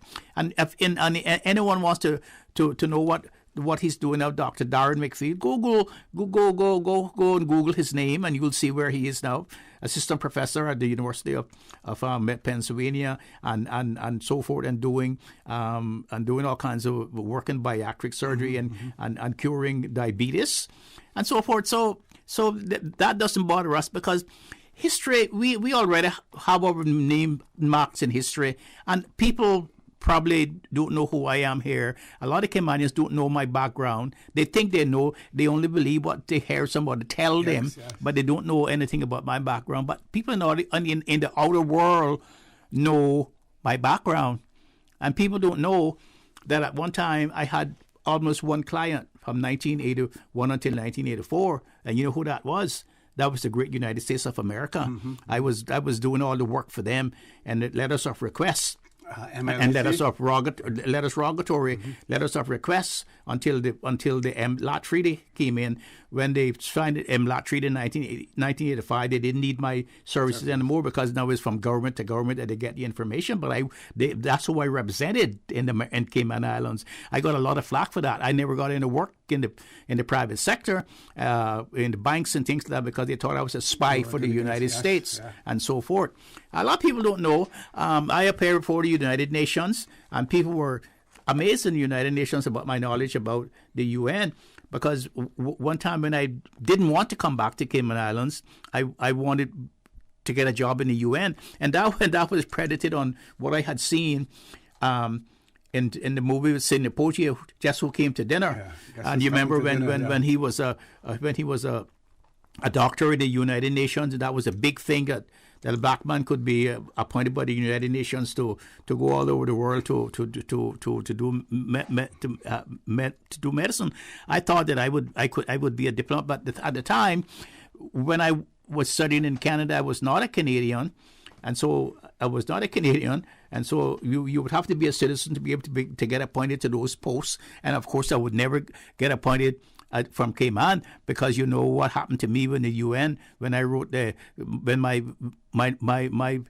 missive to the United States, to the UN was turned into a petition from an individual. And you know what happened to me with the British government and the Cayman Islands government at the time? I was ostracized, and it's a lucky thing that I got just to practice law here. Because at one time that would have been something that I didn't. I remember when I was called to the bar in 1984. The morning I was called to the bar in 1984, the judge wasn't calling me to the bar because he said I was not Caymanian. That's right. To save the day, to save the embarrassment, they had to call Mr. Ormond Panton, who went to the courts that day and swear to the courts that he knew me. My mother was sitting in the audience and stuff. My family was sitting in the audience. My sister, my family was sitting there, and I was a Caymanian, and that's how I got called to the bar that day. Mr. Ormond Panton had to go into court and swear that he knew I was a Caymanian. What made them draw that conclusion? I don't know, because I had been away from such a long time and here and so forth, and the judge who was not Caymanian didn't know me and didn't know my family and so forth, and he said that I had to prove to be a Caymanian to be called to the bar in 1977 August. So it doesn't bother me. Like I say, I'm lucky to be able to practice law here because I'm lucky to be able to be welcome back here, and so I'm so happy for those people who got their appointments. I'm sure they're qualified to be appointed. But for me, I'm like the great Ian Ramsey. Even when they offered it to him, he refused it because he didn't need it to protect to designate himself as a great lawyer in Jamaica. Okay, got to take a commercial break, folks. Please stay tuned for the record. We'll be back shortly. West Bay, home to Barkas National Park, the touristy flair, a family community, a political powerhouse. From sports enthusiasts to car aficionados, affection for silver thatch rope. No matter how far you may venture, West Bay will always be where the heart is. Home will always be in West Bay. West Bay Pharmacy, caring for your home and your family. West Bay Pharmacy in Centennial Towers. Convenient, quality care is just around the corner.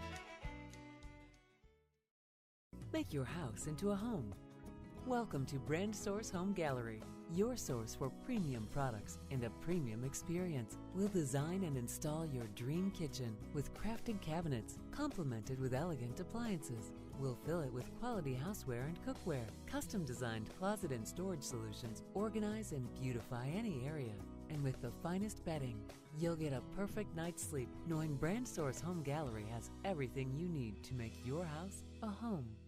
We think it's time you crossed over to a new vehicle. And with the 2021 Toyota Corolla Cross now at Vant Motors, you have plenty of reasons to make the switch. The crossover body and hybrid engine is a sleek design in a sturdy structure with a spacious interior that opens to extensive cargo space. Stuck in traffic? The high-performance self-charging hybrid system automatically switches between gas and electric vehicle mode, helping you lower both fuel costs and carbon emissions. The Corolla Cross has full LED lighting inside and out, an integrated display audio system with energy monitor, and a dual-zone climate control system to ensure comfort for all. Test drive the new 2021 Toyota Corolla Cross Hybrid today at Vant Motors, Walkers Road.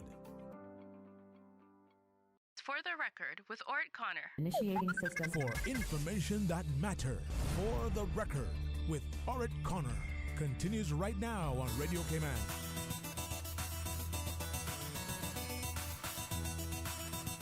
Good morning. Welcome back to For the Record. In the studio with me, Dr. Steve Macfield, talking about the recent designation, appointments of 5 new Queen's Counsel in the Cayman Islands. Doctor, when you talk about your pro bono work, and I believe that you just recently concluded, a case. I'm not sure how much you can say about that, but also we know someone passed a remark actually, said that one of the upsides of this in terms of a QC is that you're able to charge more in terms of your hourly rates. That's as right. Well. Mm-hmm. But what would be the rationale for wanting to limit the number of Queen's Counsels based on the number of lawyers that we have in the Cayman Islands, or whatever it is, either the population or the number of lawyers, you would have thought that you would want to make QCs more available rather than having fewer of them, make more and more of them available to the public to have access to, rather than you having to, many times we see them coming from overseas as well. Well, I don't know the rationale, and I don't want to speculate upon that. But, yeah, I just finished a case where a woman was dismissed from the government in 1995. Mm-hmm. And up until last year, I think it was last year, she hadn't had a remedy. She was unemployed all of those years. I took the case on legal aid, and I got her salary from 1995 up until last year, and now she's now eligible for her pension, because I think she's now turned 60. She's going to get her pension too, and she's going to get the increments. The increments that salary increments that she would have gone, would have received. That she would have received all those years if she had been working. Mm-hmm. Nobody hears about that, and I did that for legal aid for little money. Pro bono publico. What does that mean? Pro bono publico.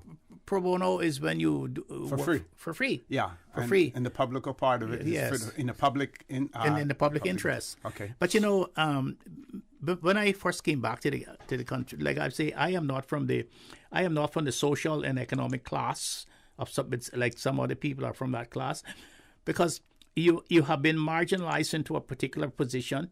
I was not destined to be rich and to make money from my profession, because I remember when I first came, I was walking on the streets one day, and one of the heads of one of the largest law firms in the Cayman Islands saw me and said, "Oh, you're back." I said, "Yes, sir, yeah, I'm back." And he says, "Well, I suppose that you could make a living off legal aid." Oh, really? Yes, I suppose that you could make a living off legal aid. In other words, don't try to get into a new firm. Don't try to be where we are. Just regulate yourself to doing the least work, the least paid work for legal aid. And some people were asking me about how come solicitors could be QCs in Cayman. Well, Cayman is different from the UK. In the UK, I'm a barrister, mm-hmm. and I have access to the courts in the UK. Solicitors only have access to some courts, the lower courts. Okay. Solicitors can't go into some of the high courts to plead cases. And so barristers in England cannot interact directly with their clients. I could not do what I'm doing in Cayman if I was practicing in England, okay. Because the solicitor would have to bring the clients to my office to be able to get advice from me, and I couldn't deal with the payment and all that sort of stuff. It would go through the clerks of the chambers that I'm in. They would do all of the economic work, and I would do all the opinions and the pleadings, okay. And so forth and so forth. And solicitors and barristers cannot share the same chambers. They could probably share the same building, but they cannot share the same chambers. And for a long time, barristers in England could not advertise. The only advertisement that was known to the public was their names outside of the buildings in which they were carrying on business, but they couldn't carry business cards like other businessmen and so forth. That has changed now a bit. And so, but in Cayman there are no distinction between barristers and solicitors, because in Cayman everybody are attorneys at law. Mm-hmm. Yeah. Mm-hmm. You see, it's a fused profession in Cayman. Everybody that practices law is attorney at law. So that's the difference. For some people who were asking me about that, that's the difference. But we'll see. We'll see how it works out with the other Caymanians who are coming behind. And a lot of people probably don't know the background of why the Cayman Islands has a law school. I mean, that's for a different day. Oh, well, you can mention it here. We still have about 5 minutes before we go to the news. But there were Mr. Rich, Mr. Levy, myself, Mr. Ori Marion, and Adriana Webb. We were all in England together, and it we were paying the same fees as the people from the Greater London area. We could call it Greater London Council. Our fees were no different from the fees that the average English student was paying. And in 1975, they decided that they had something called Lord Ormerod. They call it the Lord Ormerod Agreement.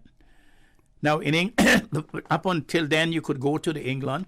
You didn't have to have a law degree to become a barrister. Mm-hmm. But we David and I, we had non-English degrees, so we were okay. But after 1975, what they call the Ormerod Agreement said that if you didn't have a prior English law degree, you could not do the bar in England unless you had a prior English law degree. Okay. Now, we had a lot of people like Miss Norwick, Miss Thompson, Bing Thompson's wife, Woodard Terry, and a lot of those other people who wanted to be lawyers, but because of their family commitments, they could not go to England and to be away from their families to do the law. And it was way more expensive because they would have to go to England to get a first degree in England and then go down to do the bar exams. So we wrote to the government and we penned a letter, signed it, and sent it to say something has to be done about this because after 1975, you're not going to be able to send anybody to England to do the bar unless they have a prior English law degree. And it would be a lot of expense to do that. So that is how the Truman Bodden's Law School began. Okay. Because it began between Truman Bodden and Jim Bodden, and then they decided to name it Truman Bodden, okay. And so they figured a way which they could get a law degree in Cayman from Liverpool University, which would be an English law degree, and then they could go to do the bar exams. Okay, we're going to try to grab a caller before we go to the news. Miss Susan, caller, good morning. Welcome to For the Record. Good morning, Mr. Connor, and good morning, Mr. McPhee. Good morning, sir. Good morning, sir. Good to hear from you. Thank you. I just wanted to quickly comment on what Billy Samamba said. You know, I really appreciate listening to that gentleman because he always makes sense. He always makes logic. Yes. And he speaks out on issues that our own people seem to overlook. And, you know, the point he made today about Caymanians being left in a class by themselves, which is below that which functions for those who have come to Cayman and are living here and are benefiting from this country, is absolutely true. You know, he pointed out yesterday, I think it was, that he called in as well, and he made the point that it is so absurd that I'm sure it could only happen here in Cayman, where if a person applies for a job in the civil service, they are competing against a foreigner, be it whoever in whatever category and so on. And if the foreigner, his or her qualifications are more than or more experienced, the foreigner is hired. But he made the point, in a country, if you have any respect for the country and the people of the country, that when you are up against a situation with the foreigner and yourself, if the Caymanian is qualified, the Caymanian must be hired because it's his or her country. I can't understand. I think it's pitiful, it's painful. It is ignorant that we are in this state, and it is so many different cases that one can cite. For example, you were talking, Mr. Connor, about the business of the QC. When I first heard of QC years back when I was a young student in Michael College and so on, a QC was that person that stood out like Michael Manley, Norman Manley, and these were brilliant people who fought major cases and so on and won in the Privy Council and otherwise. Mm-hmm. Now it seems that has changed. It has been watered down. It's how much you doing company law and so forth and so on. And the point that I would really like to make on that, How in the world could the man sitting in the studio with you, namely Mr. H.E. McField, be overlooked when I understand he's the most senior lawyer in that's practicing right now? How is that possible, except it falls within what I heard him say earlier? It is truly, absolutely shocking and amazing.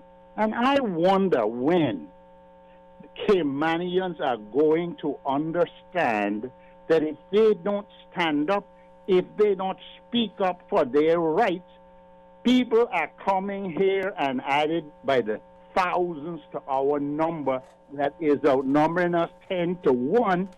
Where do we think we're going? And how is it that successive governments don't have the courage to say it stopped? Yes. It stops here, and this is the way it's going to be, people. You come here are the rules, here are the laws. Understand, and if you can't deal with them, go back to where you come from, because they do have places to go back to. You don't have anywhere to go. So true. Caller, I want to thank you very much for that. Sorry I have to interrupt there. We have to go to 9 o'clock news. And folks, when we return, we will have representatives from MRCU in the studio with us. So please stay tuned for the record. We'll be back shortly. Today's biggest news. Radio Cayman. Your voice, your choice. Local, regional, international. This is Headlines from Radio Cayman's newsroom. Today's biggest news. Government reported the results of 252 COVID-19 tests on Thursday. One came back positive. So far, Cayman's vaccination rate continues to stall at 70%. Police in New Zealand shot and killed a violent extremist after he stabbed and wounded at least 6 people at an Auckland supermarket. Prime Minister Jacinda Ardern said the incident was a, quote, terrorist attack carried out by a Sri Lankan national who was under police surveillance. The man, who has not been identified, was a supporter of the Islamic State terrorist group. Police killed the man within 60 seconds of the attack today. A new study shows that increases in extreme winter weather in parts of the U.S. are linked to accelerated warming of the Arctic. The scientists found that heating in the region ultimately disturbed the circular pattern of winds known as the polar vortex. This allowed colder winter weather to flow down to the U.S., notably in a Texas cold wave in February. The authors say the warming will see more cold winters in some locations. Those are your headlines. I'm Karsley Fuller.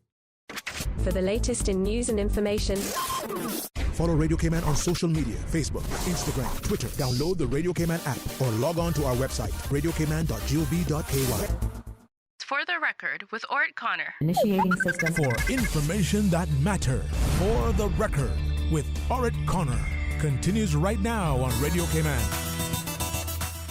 Good morning and welcome back to For the Record. While we await our guests, we're going to continue to take calls. We do have a caller. Caller, good morning. Welcome to For the Record. Yeah, hello, good morning. Good morning, sir. How are you? I'm doing fine, sir. Listening to your show as usual do on a Friday morning. I have a very quick comment, and a comment that I hope will be sobering to your listeners. Thank you. For some time now, I've been noticing that in the Cayman Islands, we are creating an underclass, usually made up of people whom the education system has failed, and whom our social service agencies have not neglected, but have not treated effectively. If these numbers are allowed to grow, they're going to pose a threat to our society in ways that I don't see us being able to deal with reasonably successfully. It is time for us to pay attention to this growing underclass and to devise strategies as to how we can curtail, if not completely alleviate, its further growth.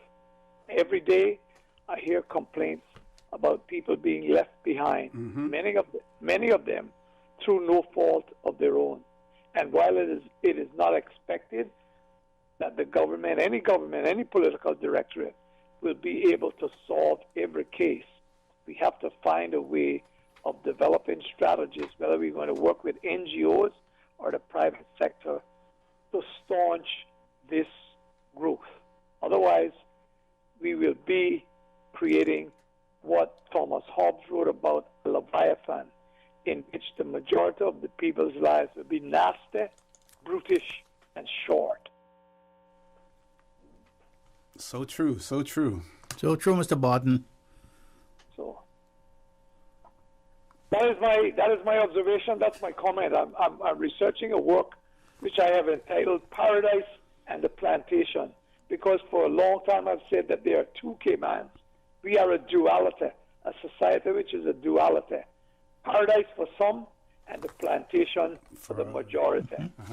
So I shall leave you with that, gentlemen. Have a great day. Thank you very much. Thank you very much. You do the same as well. I think, Ms. Susan, it looks like the guests may be here at 9:30 rather than 9 o'clock. But if they do come earlier, we will certainly have them in the studio.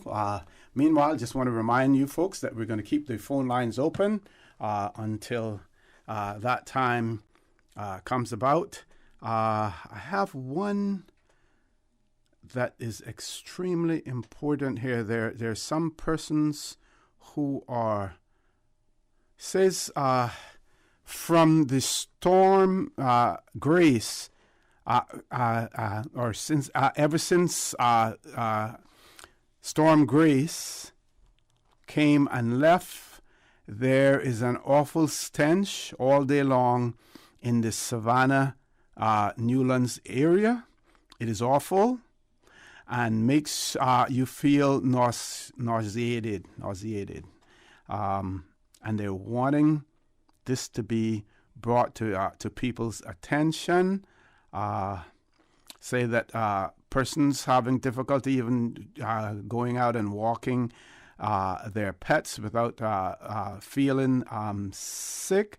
And they go on to say that even late at night, the smell is there. It's like rotten egg or human excrement and stagnant water all in one, and asking if we could bring that to our attention. I'm not sure if this is something to do with MRCU or not, but certainly many people are experiencing it, so I don't know if it has anything to do with the seaweed as well. But we do have two callers. First caller, good morning. Welcome to For the Record. Good morning. How are you? Yes, sir. Feeling good. Good. Good morning, Dr. Steve. Good morning, sir. Yes, sir. Thank you very much. Every time you're there. Thank you very much. Thank you very much. First of all, I want to ask about these mosquitoes. And I want to know if you can give me a real common sense answer.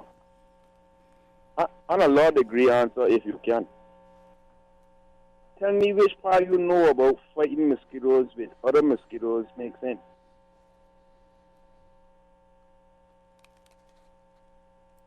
You ever heard about that yet? What's that? Can you repeat it? Sorry. Fighting mosquitoes with other mosquitoes. Fighting mosquitoes with other mosquitoes? Yeah. Oh, you mean the genetic mosquitoes? Yes, sir. Yes, sir. Sorry. Yeah. Oh, I don't know. I haven't heard. The one that they introduced something similar here, yes, on a trial basis. Yes. Yes, but it didn't work. It didn't work, and we spent a whole lot of money on it, but that didn't work, and they had to abandon that and go back to the spraying and fogging the mosquitoes to be able to control them. But about 2 weeks ago, I saw somebody letting out the mosquitoes again, or the one named Vance. Yes. Somewhere up around here, around Walker's Road. Oh, I don't know anything about that, but I know that the genetic mosquitoes didn't seem to work at the when we first began with that experiment. But say that same group, they gone in Florida though. Yes, they are. They are, and there's several other jurisdictions where it's being trialed as well. Yeah. Yeah. So, but I read about the dealings, right, and I saw that it was calculated saying after 100 million mosquitoes, like what you say, like they breed in and these things don't die, they die, the eggs die.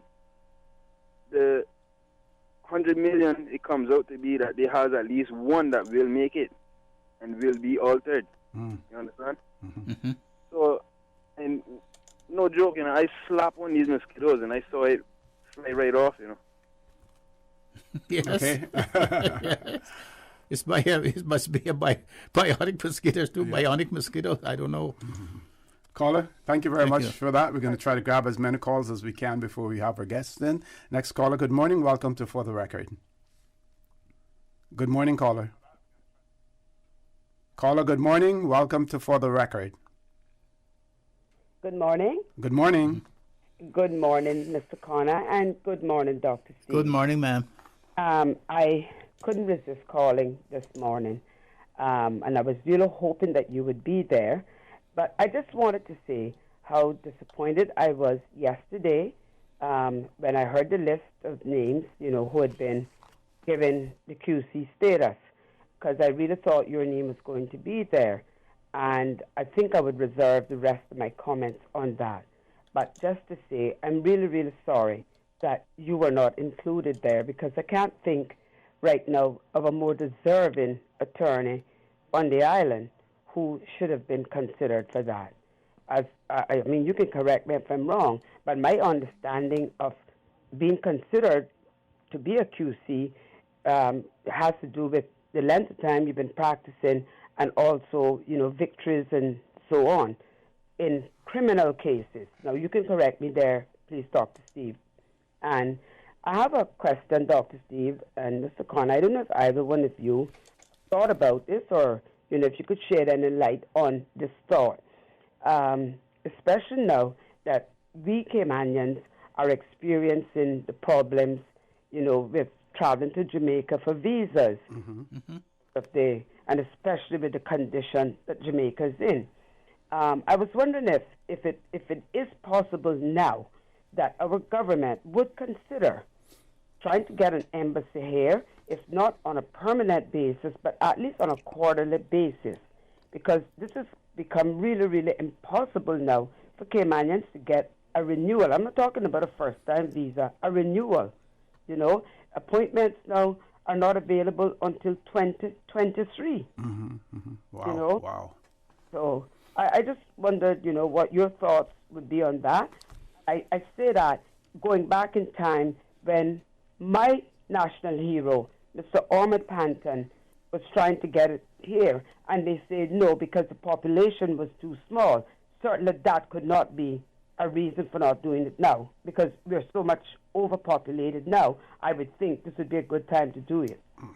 Yes, and remember Mr. Ahmed Panton was the gentleman responsible for us having a waiver and to the where we don't have to have a visa if they're going making one journey to the United States. That's right. He was instrumental in getting that done for us. I think it's more the cost. It has to do with the costs because when I was deputy chairman of the airport authority, there were talks also about having clearance and from Cayman Airport. Now that would have had to have a special area in the airport that was isolated, that was would be similar to being in the United States. In other words, when you went into that area, you were in the United States. Right, because yes, that's how it is and Bermuda and all those other places. So the problem with that was that we would have to pay for that service. And we would have to pay for the immigration services from America, their families coming here, and I think that was the cost. That would cost too much, and that I think the government didn't really want to go into that. Not only that, we also had to have a certain amount, a level of traffic. Yes, traveling through. Yes. And at one point in time, we looked at the numbers of persons traveling from the Cayman Islands to the United States. We couldn't include or tourism or cruise tourism figures in that in terms of arrivals and stuff like that. Yes. So that was one of the drawbacks. That was then. Yeah. Mm-hmm. But perhaps now would be different. Yeah. So it seems to me that we at one time we did have an agent coming from the United States Embassy in Jamaica. I think they came twice a year. They used to come down twice a year for 2 weeks. At least, yeah. Uh-huh. They used to have it up at the old glass house, or sometimes they have it in the tower building. He would come and would process the visas there, and then he would send them back to Cayman. And I'm going to try to talk more about that. I'm going to ask the caller. We're going to talk more about that. Yes. Let's grab another caller. Caller, good morning. Welcome to For the Record. Good morning, Mr. O.C. How are you? Good morning, sir. I'm fine. How are you? I'm fine, thanks. Good morning, Dr. McPhail. Good morning, sir. I guess. Sorry, we're getting an echo. You may want to turn your radio off or down, please. Yes, I'm sorry. Thanks. That's okay. On the headline now for a while. Yes. I am glad that the caller, who I think I knew who he was mentioned about, Caymanians are not paying attention to Caymanians or whatever it was. But he made a lot of sense. And Dr. McPhail, I heard a lot that I endorse about you. I don't know if you were neglected. I don't know if you were overlooked. I don't know what it was. But I don't think the conversation is going to end today about you and not receiving a QC. But I would be one that would stand up and say, yes, he should have been. And it's not too late, maybe. So I hope that you will be considered. When you and I played cricket together, there were blacks and whites. And back then, we were Caymanians, treating Caymanians like Caymanians. Oh, definitely. Definitely, Captain Owing. Listen, Dr. Myfield, don't you think that it's like we are living in a different world? I mean, the things that are happening now, it's unreal. And I didn't know whether I want to get on or not, but I felt like I needed to say what I just said, and I know it made a lot of sense. But I hope, sir, that you will be recognized for your contributions to the law. Okay. Thank you. Thank you, Captain Owing. Thank you very much, I really sir. appreciate that. Thank you. We have to take a commercial break. Folks, please stay tuned. For the Record, we'll be back shortly. We think it's time you crossed over to a new vehicle. And with the 2021 Toyota Corolla Cross now at Vant Motors, you have plenty of reasons to make the switch. The crossover body and hybrid engine is a sleek design in a sturdy structure with a spacious interior that opens to extensive cargo space. Stuck in traffic? The high-performance self-charging hybrid system automatically switches between gas and electric vehicle mode, helping you lower both fuel costs and carbon emissions. The Corolla Cross has full LED lighting inside and out, an integrated display audio system with energy monitor, and a dual-zone climate control system to ensure comfort for all. Test drive the new 2021 Toyota Corolla Cross Hybrid today at Vant Motors, Walkers Road. As the community continues to take precautions from COVID-19, it is important to stay prepared for other disasters now that we're in the hurricane season. Here are some post-hurricane safety tips from the Department of Environmental Health. Did you know you must ensure all utensils are washed with detergent and rinsed with hot water if they make contact with flood water? For full guidance on post-hurricane safety tips, visit www.deh.gov.ky. Join us on Tuesday and Thursday at 7:30 a.m. on Radio Cayman for The Business Buzz. The Business Buzz is produced by Susan Watson and hosted by Anita Khan, who brings her own unique, enthusiastic, and engaging perspective to The Business Buzz. Tune in as we put a spotlight on a wide cross-section of businesses in the Cayman Islands. Every Tuesday and Thursday at 7:30 a.m. on Radio Cayman.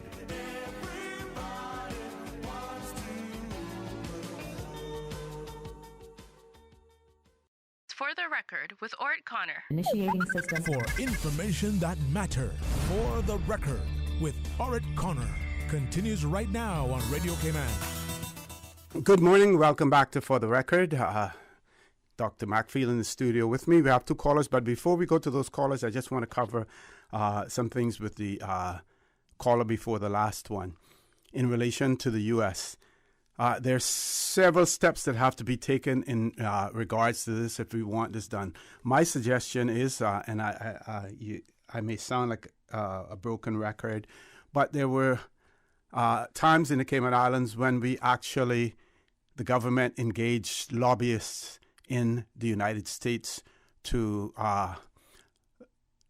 try to look out for our interests, to lobby for things that the Cayman Islands wanted. At one point in time, we had a group called the Livingston Group, a gentleman by the name of Bob Livingston, who was a former Speaker of the United States House of Representatives. And when he was in private practice, of course, you usually try to engage or connect with former politicians because they have their connections and everything.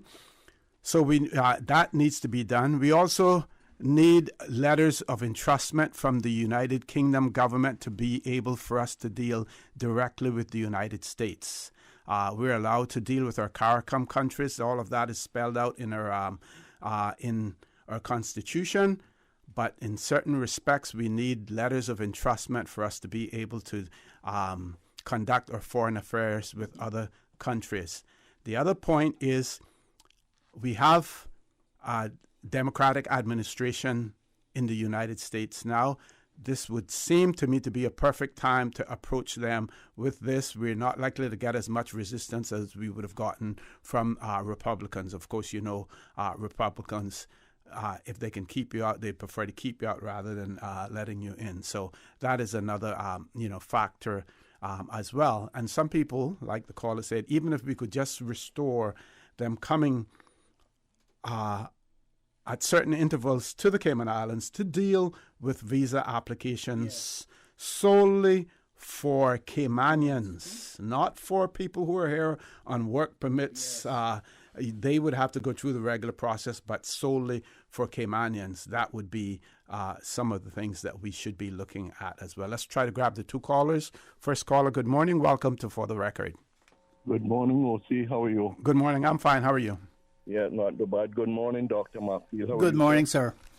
Yes, sir. Doc, I want to say something, but I would like you to tell me which entity or which board selected those QCs. Could you just tell me that for and I'll finish my conversation? It's no board selected. I think it comes from the head of the judiciary and the governor, the Chief Justice. And I think he had there was a. I'll find that. Just go ahead and talk. Meantime, caller, I'll try to find it and tell you exactly what the release says. Yes. Go ahead.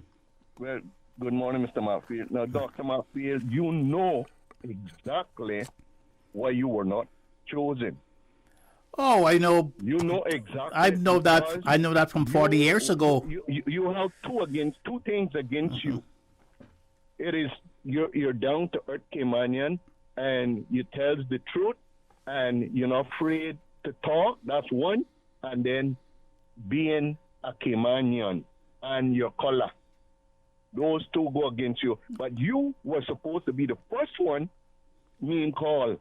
You're the oldest, and you're the one with the most knowledge. And I know that I could go around and I could get 3,000 or 2,000 signatures to put towards. No, I'm not interested in that, my friend. I can tell you that.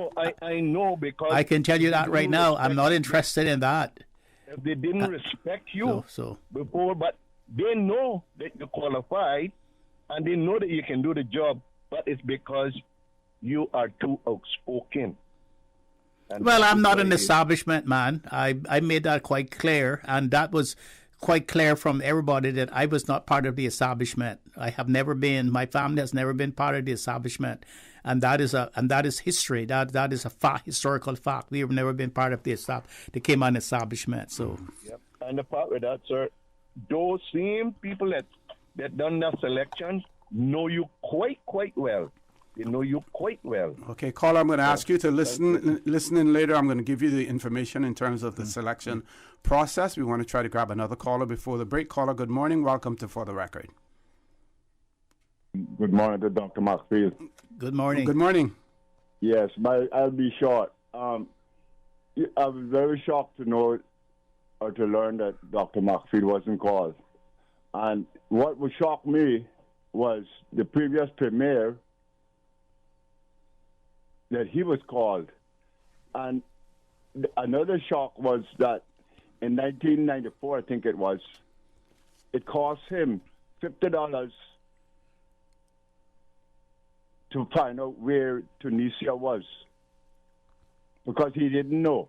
He was fresh out of law school, as far as I understand.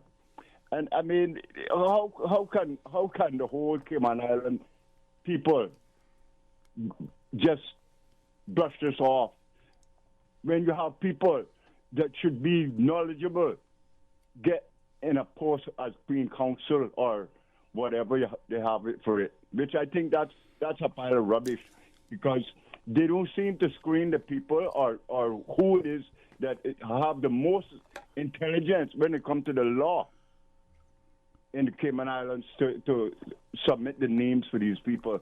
And something got to be wrong with this whole system. Thank you very much. Thank you very much, caller.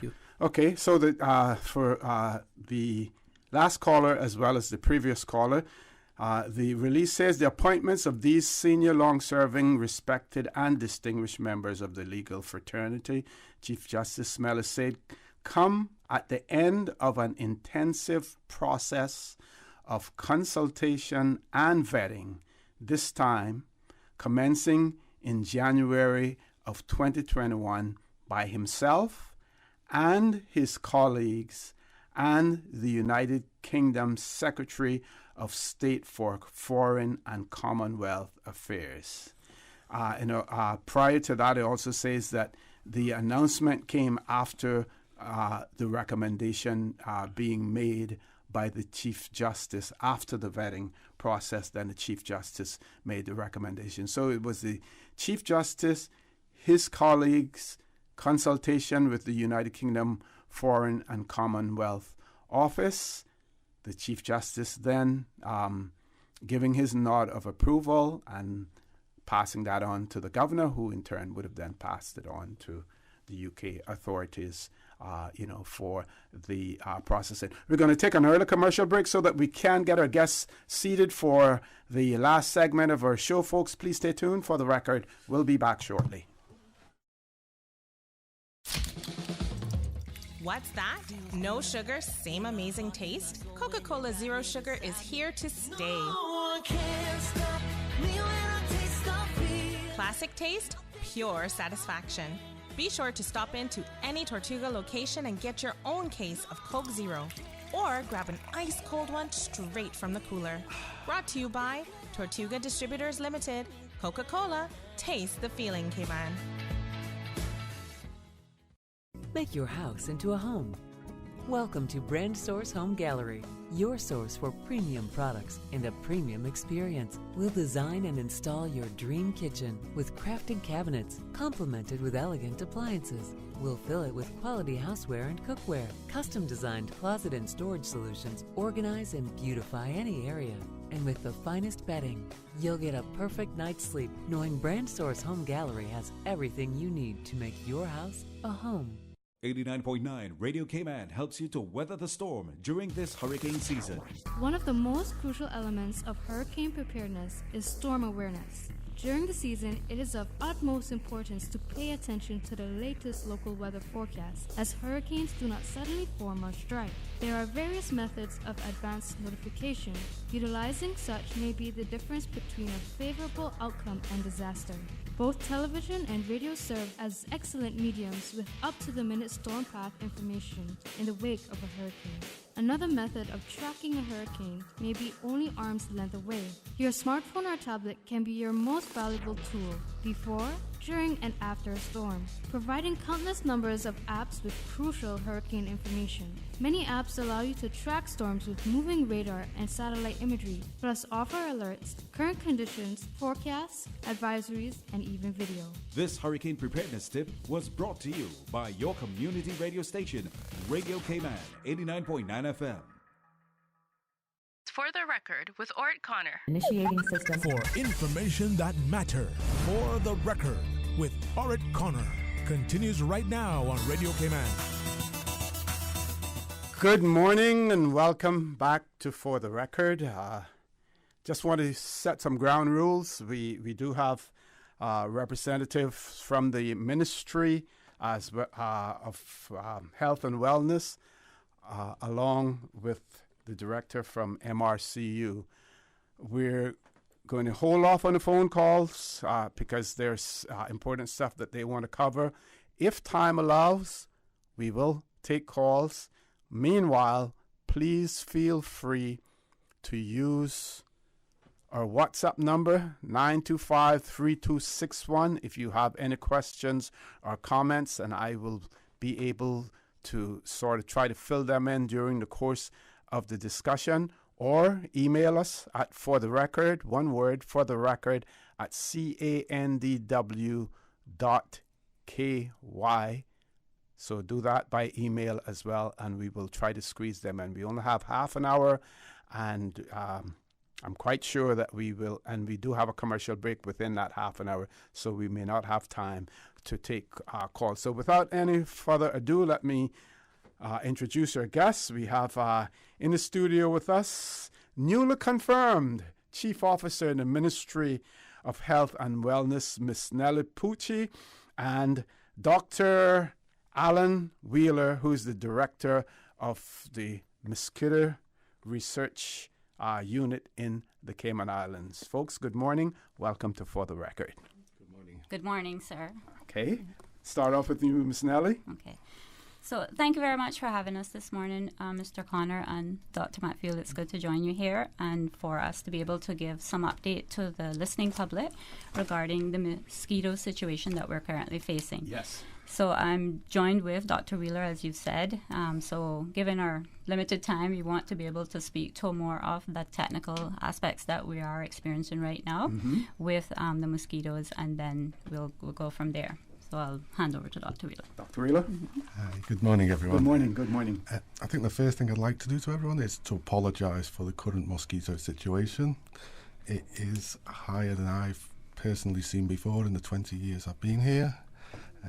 I believe there are valid reasons why the mosquitoes are so high at the moment, and it's primarily the current outbreak is due to the recent passing of 2 tropical storms. Prior to the storms, the tides were already high. There was a lot of flooding in the swamp areas. With the passing of Ida, I believe we got over 14 millimetres of rain in 24 hours, which is the most rain I've seen in many years. That was followed up 8 days later, I believe, by the second storm. First was Grace, then it was Ida. Sorry. Yes.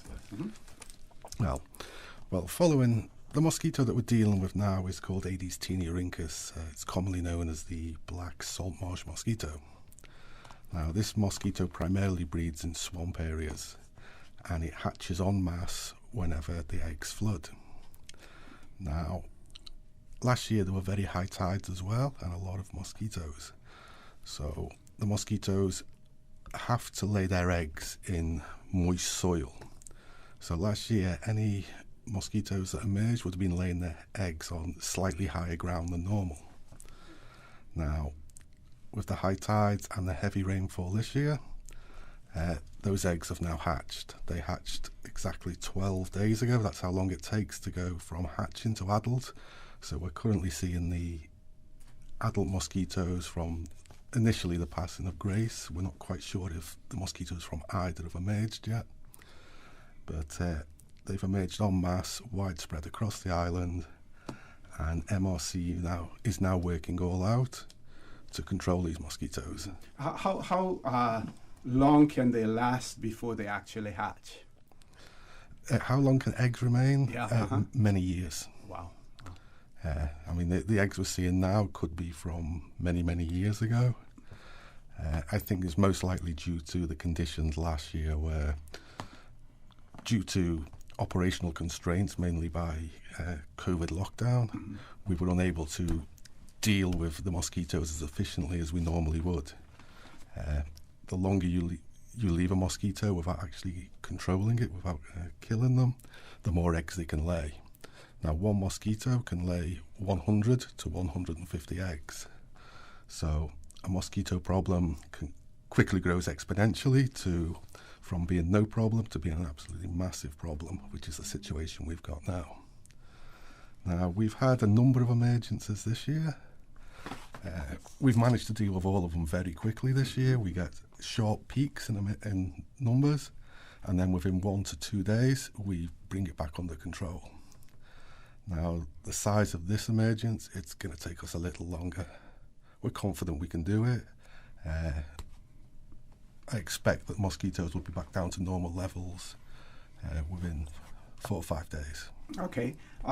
For the benefit of our listening and viewing audience, can you talk about some of the remedies that you have available to you? We know people in the Cayman Islands are accustomed to fogging. They're accustomed to the aerial spraying now as well. So if you could talk a little bit about that, and also impress upon the people of the Cayman Islands what can they do to help to alleviate the situation, as well. And if possible, later on, if we can get on to whether or not global conditions are having anything to do, changes in global conditions, how is that helping, as well as all of the development that has taken place in the Cayman Islands. I know I put a lot on your plate for you, but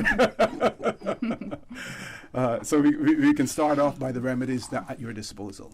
Okay, really we have 3 main classes of control, well, four main classes of control. 3 of them are chemical. Now, what we're doing now is a responsive control. When they've emerged to adults, the only thing we can do is respond. Yes. That is either by aerial applications of chemical or ground applications of chemical. So we've done a lot of both types of applications this year. So far this year by ground, we've treated 326,000 acres. So Cayman's not that big, so we've been retreating the same areas again and again. Okay. We've put down a lot of residual chemical. Let's go back to the beginning. We're talking about adulticide. So we've done a lot of adulticide work this year, more than would normally be done in any other year. Yes. The second method of control is again responsive. That's where we will put larvicide down into the swamp areas once the mosquitoes have emerged. That's a better control method in that we kill the mosquitoes before they ever emerge as adults to start bothering people. But my preferred method of control is to actually target the egg bank using residual insecticides. Now, this is a proactive mosquito control method in that we're treating these areas before the mosquitoes ever emerge. It's something we've done a lot of this year, where so far I think we've done 8,000 acres that way. And I believe that's the main reason we've not seen a problem with the mosquitoes until quite late in this season.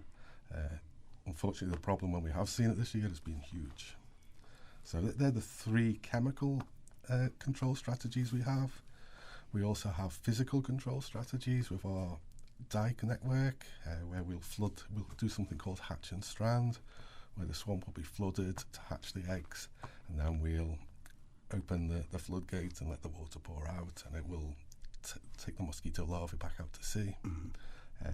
That's a good control method. We're also been looking a lot this year into biological control methods using larvivorous fish, Gambusia.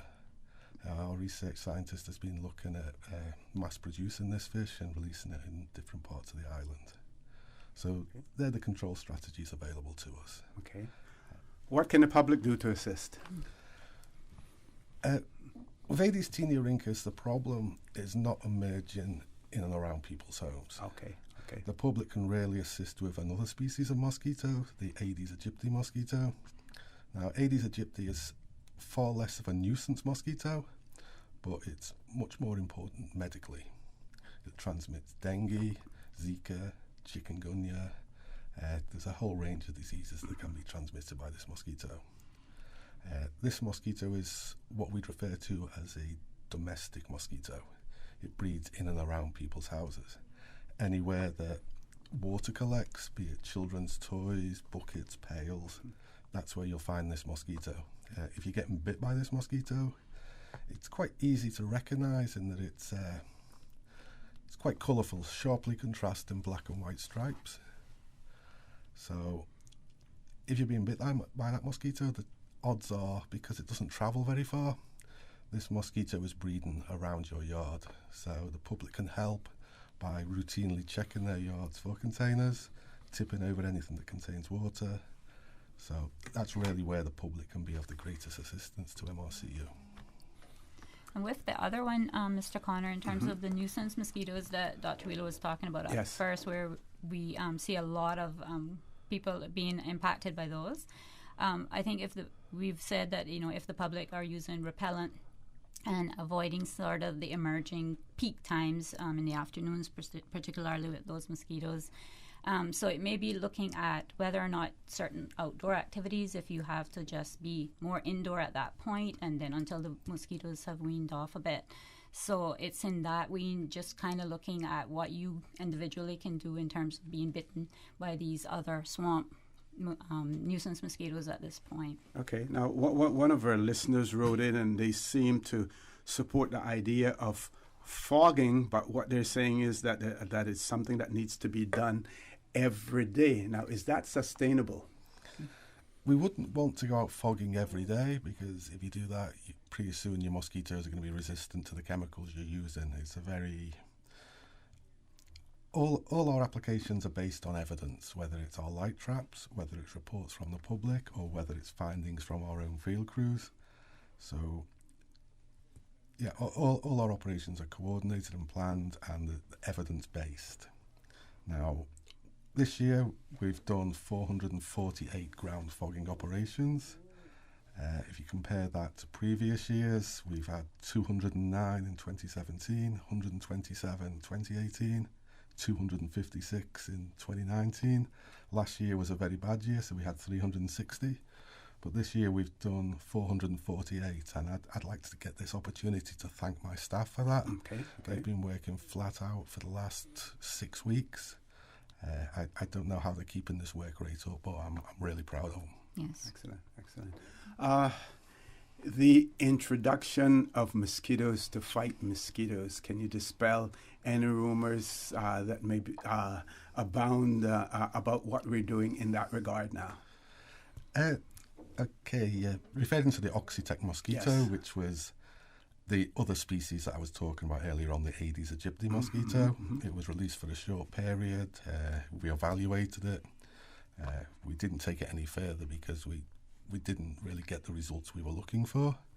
That mosquito was sterile, so it didn't reproduce, and it's definitely not causing the problem we're seeing now. It's a completely different species. Okay. Sorry there. I was in two conversations at the same time. How important are the dike system that we had in place before, and we see a lot of that changing now as a result of developments that are taking place in those areas? How has that impacted your ability to control mosquitoes? Okay, the dike system is really restricted to the West Bay Peninsula. We do have some dikes out in the Racleys area. Now, in the past, it was very... We did have some, like, for instance, in the, I believe, Linford Pearson area there, or was that just for drainage? Linford... Oh, yeah. Linford Pearson Highway, yes. Sorry, yeah. I call that the peninsula. Okay, sorry. Yes, so the way these dikes work is as I said, this mosquito hatches when the eggs are flooded. Having the dikes there helps drain the areas quickly, which limits breeding. It also allows us to carry out our hatch and strand operations where we artificially flood. It's only applicable in certain areas such as Barkers up in West Bay and some parts of Salt Creek, but we're able to manipulate the water levels there to hatch mosquitoes, to hatch the eggs, and then quickly drain the eggs. So I really like it because it's a non-chemical control method. It's very cost effective. I don't know what it costs to build a dike network, but I think we got our money's worth. Okay, we're going to take a commercial break. When we return, the conversation will continue with Chief Officer Ms. Nellie Pucci and Dr. Alan Wheeler talking about the mosquito situation in the Cayman Islands. So please stay tuned. For the record, we'll be back shortly. Health City is now open at Camana Bay, offering a wide range of specialties at our state-of-the-art Camana Bay Clinic. We are here to help you save time and feel better. We are open weekdays, weekends, and evenings for your convenience and are dedicated to reducing your wait time while improving your health. Friendly staff, expert care, lab services, and diagnostics in one convenient location from the hospital you know and trust. Health City at Camana Bay, within your reach. Census 2021. Come on, get ready. Census starting 10th of October 2021. Census rockers will be counted. Little Cayman we come in. People get ready. 2021. Information is secret. 2021 census starting October 10th. 2021 census. 2021 census. Census. Census. 2021 census. Everyone counts.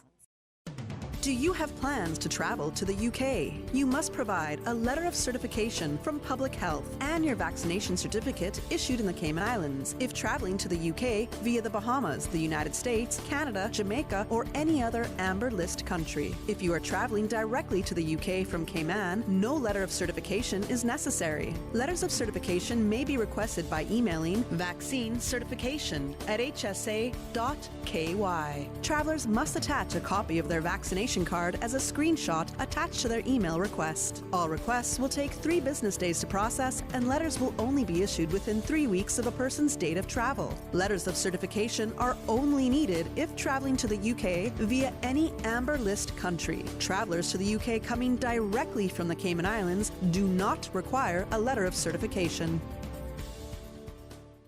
For the record, with Ort Connor. Initiating system. For information that matters. For the record, with Ort Connor. Continues right now on Radio Cayman.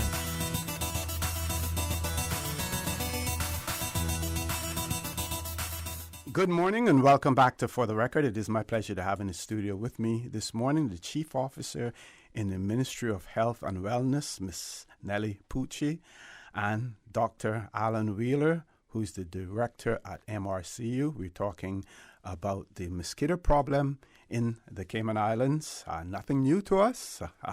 Lived with it all these years. And one listener had an observation in relation to whether or not we will always be in control mode or whether complete or eradication is possible. Okay, that depends on the mosquito species you're talking about. Aedes aegypti is possible. It's been eradicated in the past, but it always comes back. Now, eradication, really, that's what we were looking at with the Oxitec project, was to see if it was a viable option to eradicate that mosquito. It's been successfully eliminated in the past by traditional control methods, which are ground survey crews going door to door, turning over buckets, educating the public. Now, the situation has changed a lot since Aedes aegypti was last eradicated in 1996, I believe it was. Population's grown considerably. This mosquito is now widespread across the island, so although eradication is possible, I do not believe it's a near future objective for MRCU. First step would be to get this mosquito under control, identify successful control methods that are effective, and then consider an eradication campaign once you know that you have the tools to do it.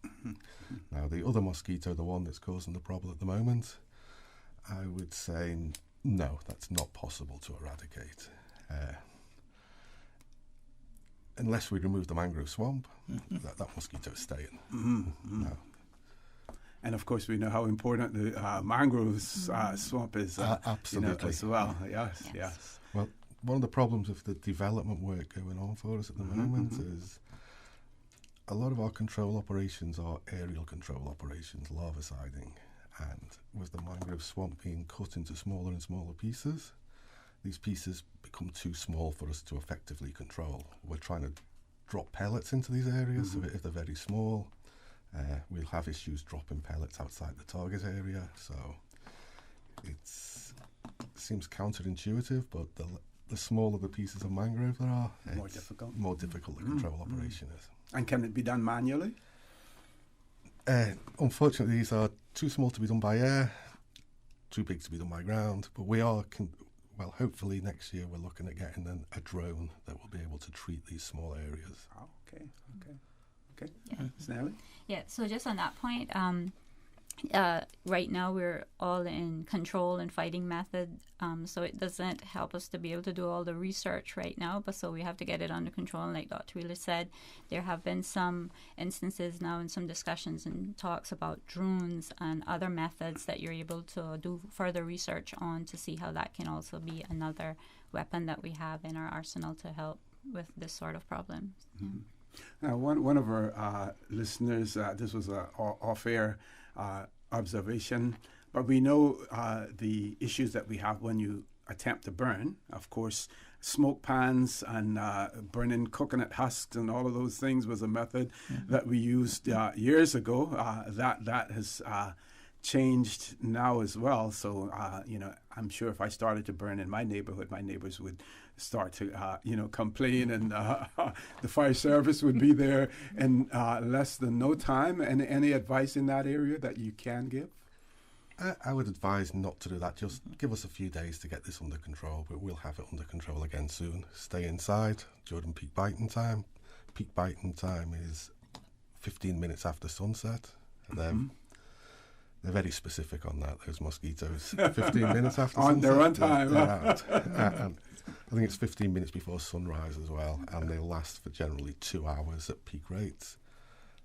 I'd advise people just to stay indoors during those times. If you are outdoors, wear repellent. Mm-hmm.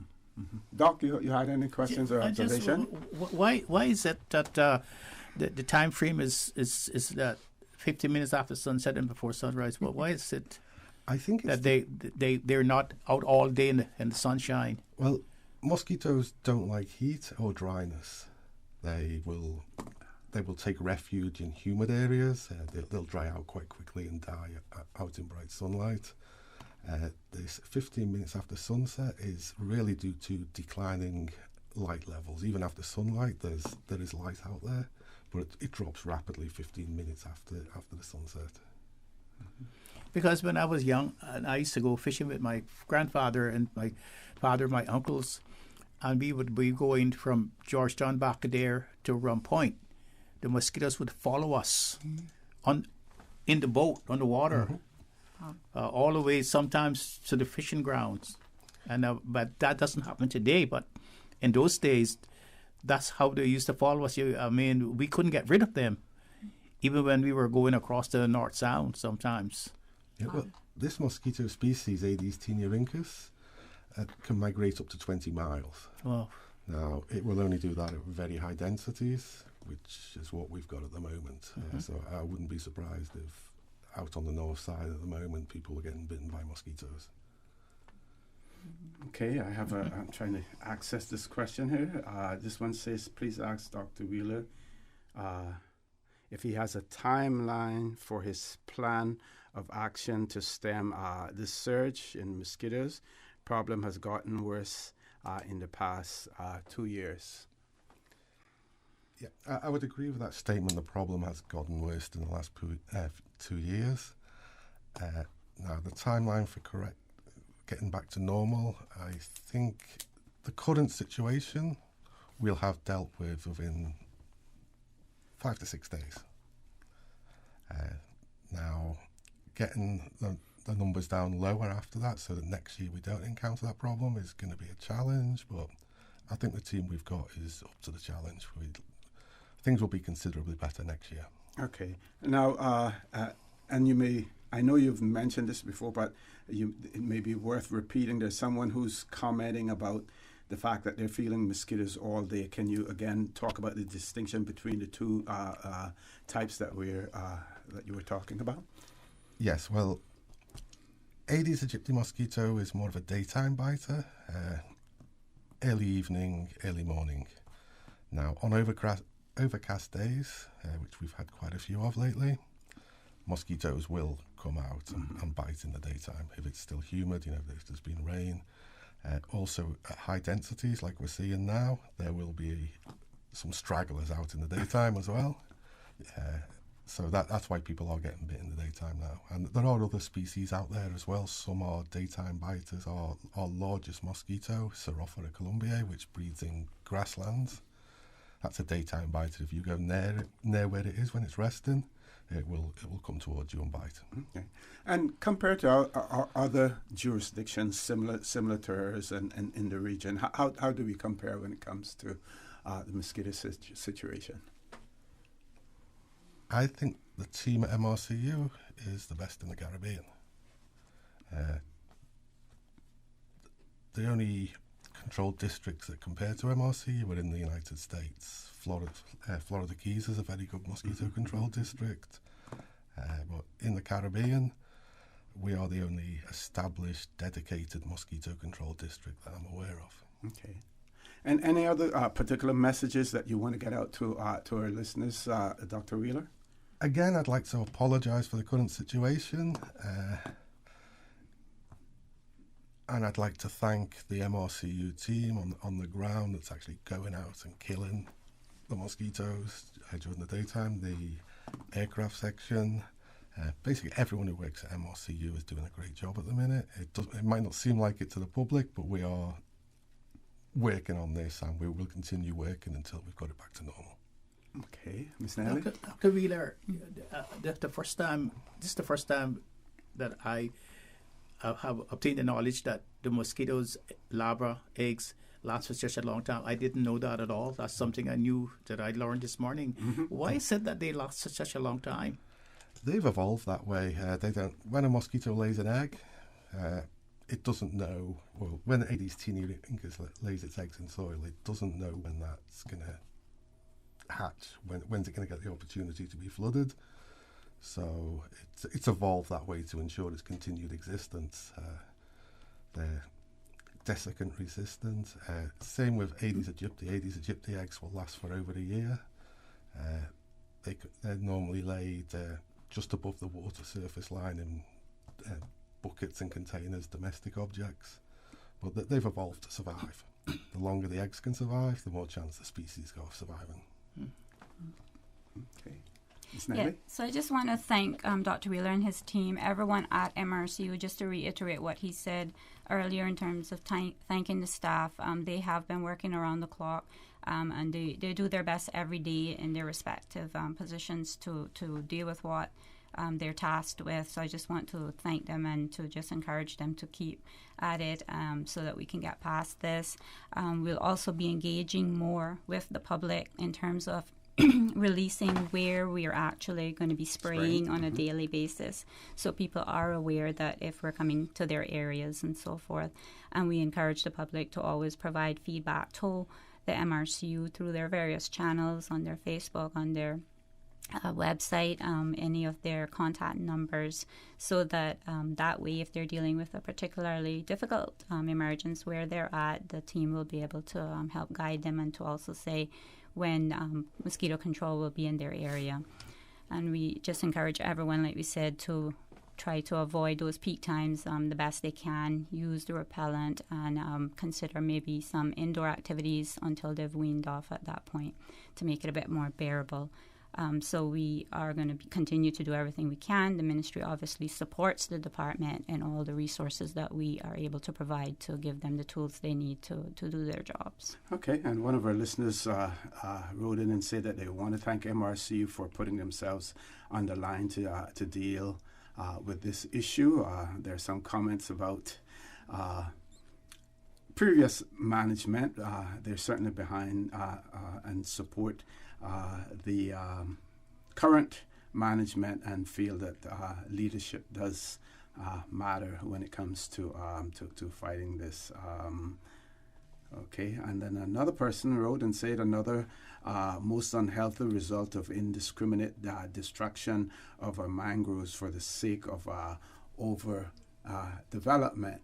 But some people may read into that, and we do appreciate what you said about the size. The smaller the size of the area, swamp area, the more difficult it is. But then one may argue that if we got rid of all of the mangroves altogether, then we may not have the mosquitoes. But we may be trading off one problem with another. I'd argue we'd have no tourist season without that. Yes. Yes. Okay. Any final closing comments that I know Ms. Nelly just did? Any closing comments otherwise? Just one from me about the reports of mosquitoes. We don't see them as complaints, we see them as information. So the more people, if you're getting bit by mosquitoes, please let us know so we can do something about it. Okay. And if they don't hear the plane overhead, that means it's probably in some other area. Actually, I have heard some debate before. How many aircraft do you have that you use for aerial spraying? So we have 2 aircraft at MRCO. Mm-hmm. I don't know if you want to expand any more on that, Dr. Wheeler. Yes, we have 2 aircraft. Obviously, they're not both available all the time. There's maintenance work and so, yeah, most of the time we have 2, some of the time we have 1. We always have at least 1. Okay, well, folks, I want to thank you very much for being here, informing the public on this most important issue, but something that we end up having to live with. I'm not as old as Dr. Macfield, but when he was born, they were around, and they're still here as well. But I want to thank you all very much. Keep up the good work, and please feel free anytime there's information that you want to get out to the public, either by being here in person or just sending us an email with the information. We'll be more than happy to share that information with the public, with the population of the Cayman Islands as well. Folks, I want to thank you for allowing Radio Cayman, and by extension For the Record, into your homes, into your vehicles, as you traverse the busy roads of the Cayman Islands, into your places of work, wherever that may be. I also want to remind you that we are our brothers and our sisters' keepers. There is always someone out there who's less fortunate than we are, and I ask you to extend a helping hand to them. If you can't do that, then I suggest you donate to a worthy charity, because we always want to consider those who need, not necessarily those who want or even those who crave. So I say to you, have a great day. Continue to support your radio station, Radio Cayman. John Sterling, Dwayne Ebanks at 12:15 for Talk Today. And as usual, we ask the good Lord to bless these 3 beautiful, wonderful Cayman Islands. For the Record is brought to you by Vamped Motors, the only authorized Ford and Toyota dealership serving the Cayman Islands. Coca-Cola, available across the Cayman Islands from Tortuga Distributors. Accept no substitutes. Taste the feeling with Coca-Cola. Brand Source Home Gallery, inspiring luxury. Caribbean Bakery, made Cayman fresh. Health City, now open at Camana Bay 7 days a week. The Ministry of Commerce, Planning and Infrastructure, and by West Bay Pharmacy, taking care of your health. Today's biggest news. Radio Cayman, your voice.